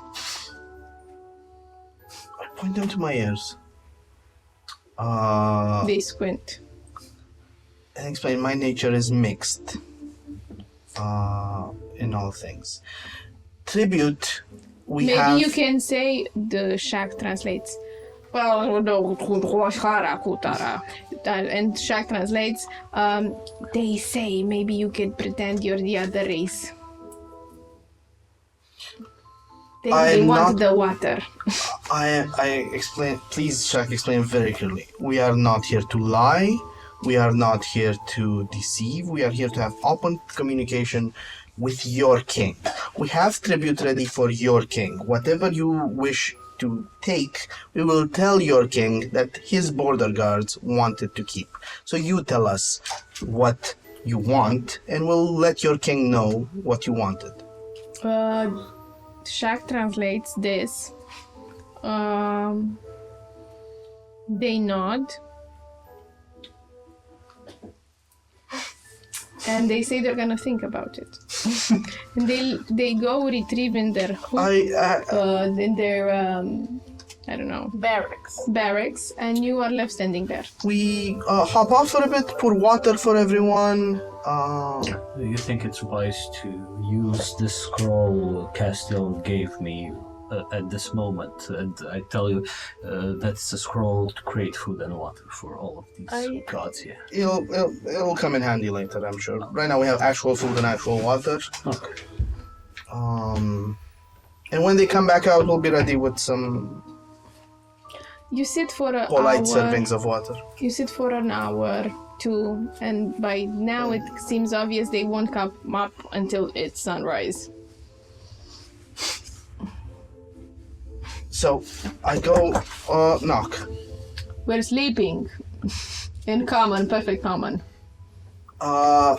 Be so kind as to tell us what you'd like us to leave before we go on. We're leave it by gonna the door. discuss in the morning.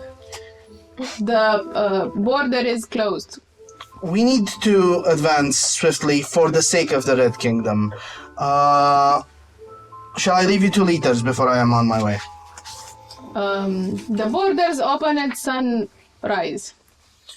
We will be moving on. Would you like 2 liters? Or is there some other price you want? You will not be me moving to? on as we do not open the borders, and you will be left stranded there. Now go to sleep, or you will get a ban. We have urgent matters to discuss with We your don't king. care. You hear What is your cursing name? in Orcish. What is your name? Harazakugu. How many goose was that? Faraza, how many goose? This sounded like a curse rather than a name. Harazakugu. What is the border chief's name I should give to Zamokse? Silence. Move it, soldiers. Give me a name, give me a price, and let's be done with this. Persuasion or intimidation. 25. So the door opens and you see like a big towering orc. None of them were before. Like it's probably 3 meters tall. I go face to face with him on purpose. He squats until he meets your eye level, and he says, "Yes." This one has a different coloration. Is not full gold, and skin tone is like the color of a sunset. It's a dusk orc. I twist my neck up at it as well. What do you want, midget? I want your petty little price. And if you need a tumble before I go, I can take you. But otherwise, we need to go. Do you think we allow passage for everyone who needs to go? You know what this is about. No, I really don't, and I don't really care. Your kingdom is in trouble. And so is the Green. We're not any cause of this. We need to talk to your ruler. So, the rule is as follows. The border opens at sunrise, they close at dusk. You cannot pass with animals or vehicles of your own. You have to wait for the sun caravan to take you to one of the cities, as it is dangerous. And it's for your own safety. And you have to pay tribute to pass. If you are a night creature or a servant of Obscuro, you shall not pass. You will make an exception for this essential communication between the leadership of the Green Kingdom and the leadership that is your king. Because starting this off with a fight, with a border guard beaten up by incoming Greens is an extremely bad diplomatic start to what we're trying to do here, which is prevent more famine and more suffering. So, More famine and more suffering. And he starts laughing. Our people is made of famine and suffering. soldier, You're all round up and little. What do you know of famine and suffering? Same as your fed up with water compatriots. That snake is most hydrated snake I have ever seen. Such a cool dish. our city has been broken. We've been hit by plague and death and suffering. A third of us is dead. This is just a regular day for us. Leave your sorrows for the morrow as I want to sleep. If Or you want to compare strength, bring out your best and we'll have at them. But if your warrior ego is satisfied, get us what we need so we can move on. I'm telling you, man, you cannot pass until the sun is up. And you cannot pass with animals. And you cannot pass until you sign this form that you are not a creature of Obscura or worship him. Pax, perhaps. I know urgency is important. Yet, let's be glad and appreciate the fact that we managed to get here in such a short time due to the priestesses instead of us having to ride here. And maybe that it is their land, it is their law. Listen to your plump little bitch and sign this. Plump little bitch in the house. Let's at least let it slide for tonight. If anything, also, I can try and contact Isari if she can get here faster.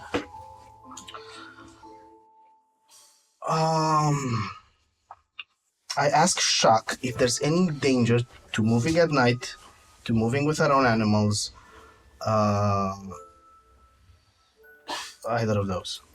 He says, yes, everything is at danger in the Red Kingdom. Particular danger compared to leaving the morning. Yes, definitely. The caravan is long and it requires and gives protection, but my people moved without it and only half of it died.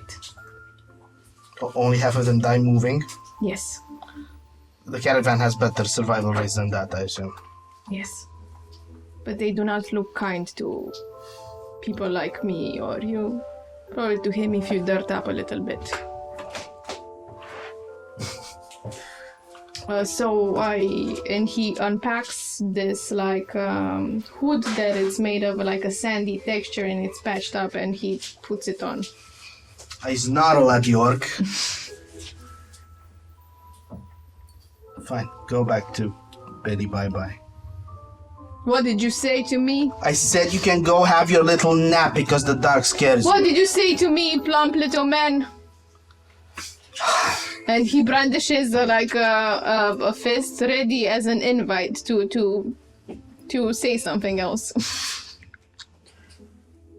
Pax discards his shield, discards his sword, takes equipment off, points to the side of the building. He also goes to the side of the building. Still. And we're gonna pick this up when we go into your mini adventure. Coming back to Jen. What is Jen doing? What is Jen doing? What is Jen doing? In the meantime, Okay. Bit of a nap. A nappy I nap. was eating. what are you doing? Jen was eating. What am I doing? I'm in the carriage eating. As you are eating in the carriage, you stop at a lake. In the midnight forest, you stop at a lake, and you exit and carry Leo and the cobble's footstones faintly lit and under the moonlight, and you see towering arches of trees making a beautiful canopy, and you see before your eyes a wide pool and this clearing filled with leaves and flowers floating inside. It's like glass, nothing, it's moving, and You start hearing midnight jays. I get out of the carriage, carefully lock the door so nobody can kidnap Leo while he is unconscious, and then take my bag and go hunting for midnight jays. How do you hunt them? Catching them, not necessarily harming them. I'm guessing I'm using mix of stalking them and using my rope trick, which can suspend in midair, and I can go to a pocket realm, so to say. So I'm gonna hop on this rope trick and go up in the pocket realm, and then hover above a tree with midnight jays on. And you try to catch them with your bare hands? With my bare back. I have a bag. I'm gonna carefully put it over their heads. You can try to persuade them to come inside the bag or just catch them, and that's a survival. I can do that with little crumbs of croissant, since I have leftovers. Okay. Persuasion. It was kind of cocked. It's even horrible now. It's 1. Persuasion. Animal handling is not persuasion. Animal handling. You try to talk with them, they don't understand. 4. Animal handling. Yeah. They keep chirping. I have the foxy chalice, and as at night it's active. I'm drinking and emanating the sound of midnight jays, hopefully. And I point towards the bag with croissants crumble inside. Cool. Roll me another animal handling, but the DC is higher. 9. They don't move, but they keep singing. It's in the canopy that's above the water. I'm taking a handful of them and putting them in the bag. Okay. Athletics, I believe. 24. Okay. You take several at a time. They stop singing and start ruffling their feathers and trying to escape, but you catch at least 6 of them there in the back. Okay. Tie the mouth of the bag and, not squeeze it, so it's like basically a balloon kind of thing. They move inside. Place it gently on the ground, put a heavy rock on the handles of the bag so it can, go around the rock. Go take Leo out of the carriage, place him at the how do you call it? The shore of the lake. In a comfortable way, like he looks like he's bathing, and gently open the bag when I feel that the birds are not so restless, then try chirping the sound with my voxip chalice so they can mimic my mocking jay sound. Okay, they do the mocking jay sound as they're mocking jays. Is the moon on the sky? In the sky? It's getting close. Then I'm waiting until it's, at the perfect... You wait for half an hour, and now it's in the sky. When it's properly in the sky and the moonbeam shines, gently caressing Leo's face and body as it bathes. You take him out of the carriage. Yeah, I placed him in the pool, in a comfortable position at the shores. At that moment, I will try to release the bag and do the mocking sound of the mocking midnight jays. And as you start chirping, you bathe Leo in the sacred pool of the Lady Moon. The sky stretches above you, the moon twinkles in this quiet observation, and the pool starts reflecting. It's almost a full moon, but not yet. Maybe a few days. And cast this ethereal glow in the still waters, and you carry Leo in the middle, and you shift him a little bit and bathe him as you and the cool water ripples around him as you lower him inside the pool. And as the water cover him completely, you hear this voice, firm, ancient, and filled with mystery. So, Jane, granddaughter, have you brought a gift for me? Unfortunately, did I bring the jar? I hope you did. And you see your grandma. And we're gonna resume here with your adventure. Coming back to the last one standing, which is Castile. Castile, what are you doing? Well, after everyone has left, Castile bade them farewell. He's gone into his study, he's taken a bit of a nap. He wakes up around night. As he wakes up, he goes wake up Kerr, Timmy, Clement. Says, "I'll need your help." They go back to the basement, where he opens up one of the rooms that was previously locked when the other place was there. On the slab in that room, there lies a relatively big winged corpse. He has some of the servants come fetch him from there. They are currently quite struggling with the aforementioned corpse. They're going into the chamber where the rite to enter the Fortress of Death was performed. In the middle of the room, where everyone offered their sacrifices, it places this thing, and he asks something from each of his family. From Karl, he asks her for a memory of love. Something that she's happy with, and that reminds her of our family.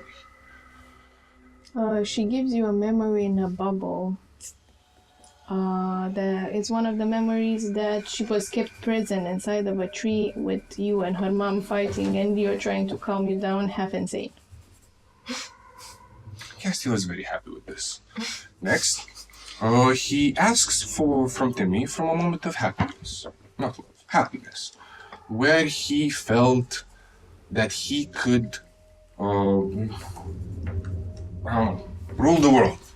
The moment I slit I don't know how to make bubbles, but the moment I slit the chicken neck, when you asked me to do a ritual for something else, I felt I have power over it when I killed it.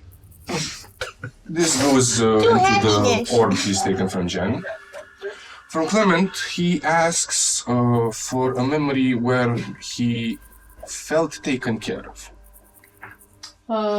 You never take care of me, especially when you bring me that shit food.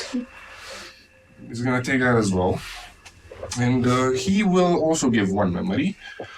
One of wanting to protect. And he's gonna store all of this inside the orb. Next, he's gonna ask for a bit of blood from each one of them. It's a regular Tuesday. It is a regular Tuesday to me. Then he's gonna turn to them and say,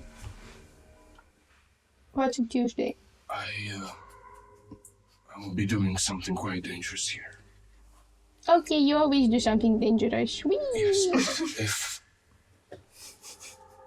I don't come back, please try to help whatever comes out. It will be scared. It may hurt me, but it doesn't do so because it wants to. It will do so because it doesn't know any better. If you have to protect each other, Kerr, use all of your magics. Put it to sleep. But please, welcome it as one of our own. They nod, not sure to what they're nodding. But it's half the time you spend with them. They're not sure to what they're agreeing, so... Castile closes the door.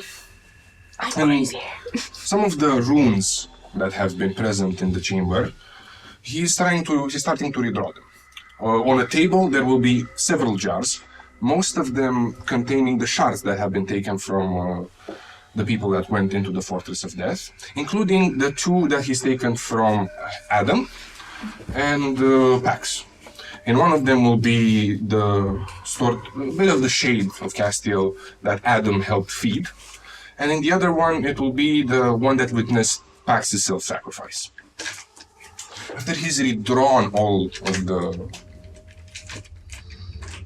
sigils, he's taking out the ooze that he's got from the stag, the elk. He puts a bit on around where this body lies, and just a bit onto it. He pulls over a tarpaulin that reveals The body is fresh. the body is that of one of this maid that fell and has been maintained fresh through copious use of gentle repose. Alas, it has no head. So, Castiel will proceed to start chanting, and using his artificer tools, he will start using the little bits of crystals that he's taken from everyone to start fashioning a sort of head for it. He's doing this work mostly automatic. He himself doesn't know what will come of it, and by the end, it resembles a winged creature with a big beak and oddly human skull.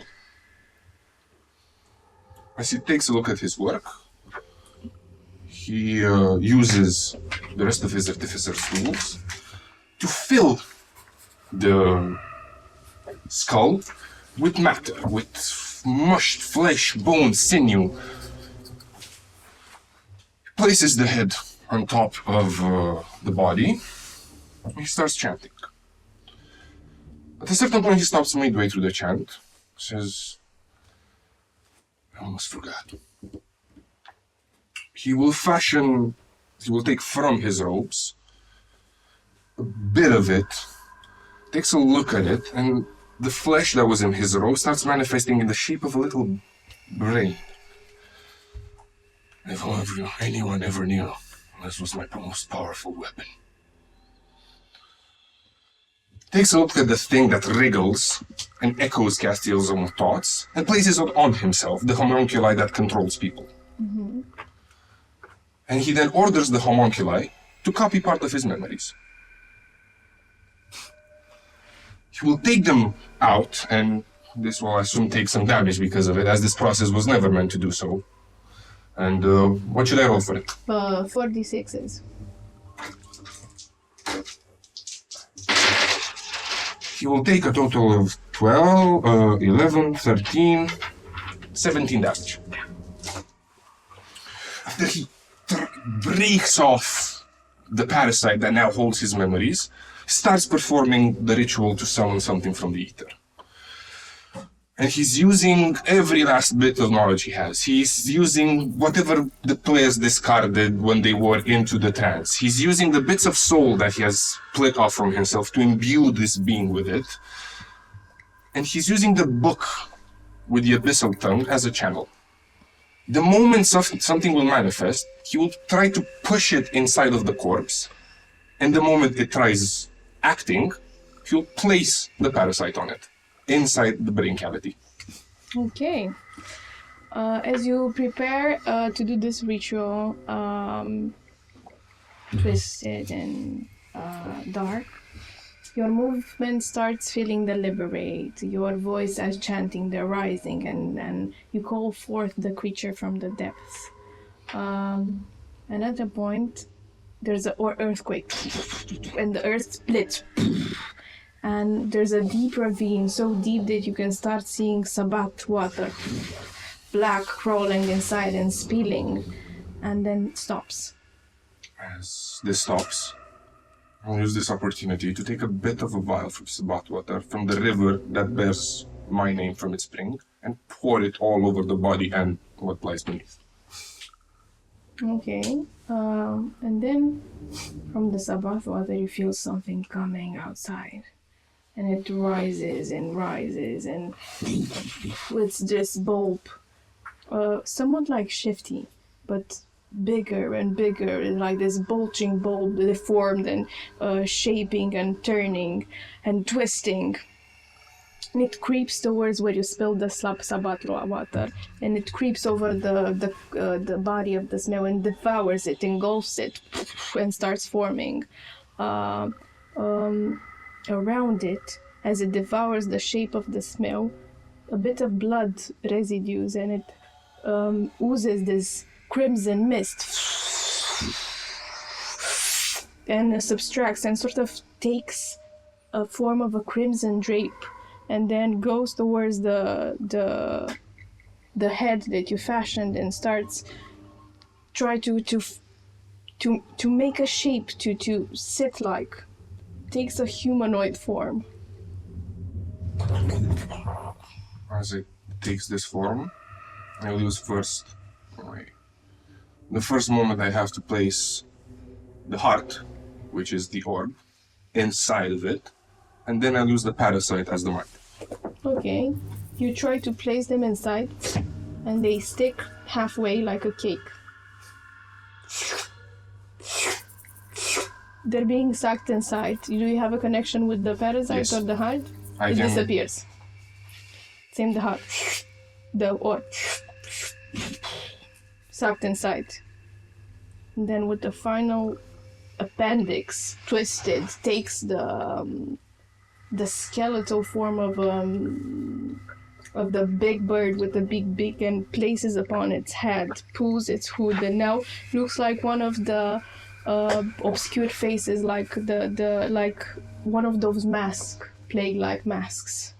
And this presence is terrifying, shrivels your nerves, and emerging from the shadows, summoned by Sabbath, you see before you a creature. The ritual is complete. Ether has taken form. And we're gonna end the session here. Thank you very much for sticking with us. I don't think that this is the VIM.